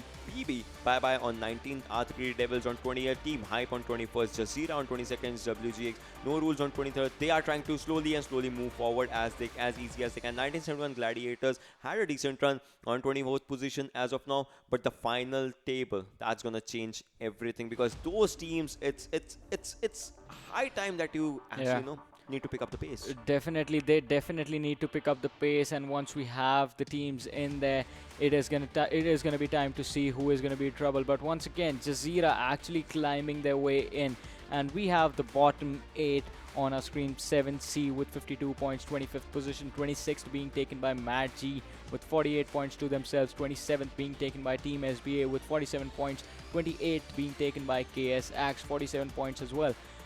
29th being taken by DF Rio with 42 points for themselves. 30th being taken by Team T2K with 35 points for themselves. And the two teams who are lacking so far behind, 31st position TM Official, 21 points. Red Light on the 32nd with just 20 points for themselves. Oh boy, oh boy, oh boy. I mean, this was something like really, really weird and really, really different. But then I would like to see a head-to-head as well between two, amazing teams, rivals and Nepal. I mean, see, those teams have done incredibly good today. And if we get to see that, that's going to be something, because there are some points where one team actually went really up. There are other points in which one team tried to go really up, but then they just, staggered and fell down. Then I would like to see how that happens, because Nepali Ho Ni and rivals, these two thumbs, they just fought each other in an incredible way. And let's just look at that, because 64 kills for NHN, 59 kills for rivals, but the damage amount is if not anything, the only or not one of the first teams that has had 10,000 plus damage. 1-1-1-1. 0. Those are 4 ones, right? Yeah, 1-1-1-1-0 is the damage, and the 9-7-6-5 for Rivals X, 4-2-4-8 healing for Nepali Ho Ni, and 5-0-4-9 for Rivals X. Near about 200 kilometers, less than 200 kilometers for Nepali Ho Ni, but then 206 for Rivals X. 9 headshots, 11 headshots for both the teams, and 1-1 grenade kill for both of them. So if anything, kills department is being led by Nepali Ho Ni, whereas the distance department is being led by Rivals. This means Rivals travel a lot, but then Nepali Ho Ni is bringing out efficiency in a smaller distance. Yeah, and Nepali Ho Ni, as I said, they are really keen on taking those fights. And talking about fights, in fights you get the kills. So let's have a look at the overall top 5 kill leaders. We will have those stats in a while and see who are actually in there. But I want to ask you, what are your predictions? Who do you think is going to be there? I'll just tell you right now what my predictions are, and exactly too those are my late. predictions. Rivals Trigger is topping the charts with 22 kills, 2,854 damage. Average survival is 22 minutes and 30 seconds. NHN Lakhe OP is on second position in that top 5 kills, obviously 19 kills. C2W Gole. Okay, that's NHN Gole if I'm not. Yeah, NHN Gole on third, and then BB Tamim on fourth, and Rivals do first and fifth by Rivals, second and third by NHN, and then there is one player from ByeBye Squad out there. So that means ByeBye Squad also has a chance in that kill department. ByeBye actually has been performing really well, and it always has been this one player, Tamim. He has made a name for himself. I like this guy, but on the other side, so okay, this is it. Rivals and Nepali Ho Ni are always aggressive, but from the side of BB ByeBye, you see them switch paces around depending on the map, and that is sort of the perfect playstyle you want. Whenever you start slacking, whenever you're not having a good day, just slow down the pace and go for the placement points on the next last 2 maps of the day. If you're having a good day, slow down pace as well a little bit, just to surprise the enemy teams and just to keep them waiting, because as long as you are alive, they will be under the pressure. It is going to be like, alright, hey, these guys have had like top 2 standings in the last 2 games. Where are they? Why can't we see them? I mean, yeah, that is like one of the things. But then these were today's games, and these were incredible games. Some teams that we were hoping would like to dominate once again are on third. Some teams that we were seeing that might actually dominate, they dominated on the first position, NHN. And then the Rivals showed that they have rivals all around them right now. They might be targeted, but then all of this and much more action is gonna come live at you starting tomorrow. So we'll just catch you guys tomorrow. Have a good night. Thanks for joining.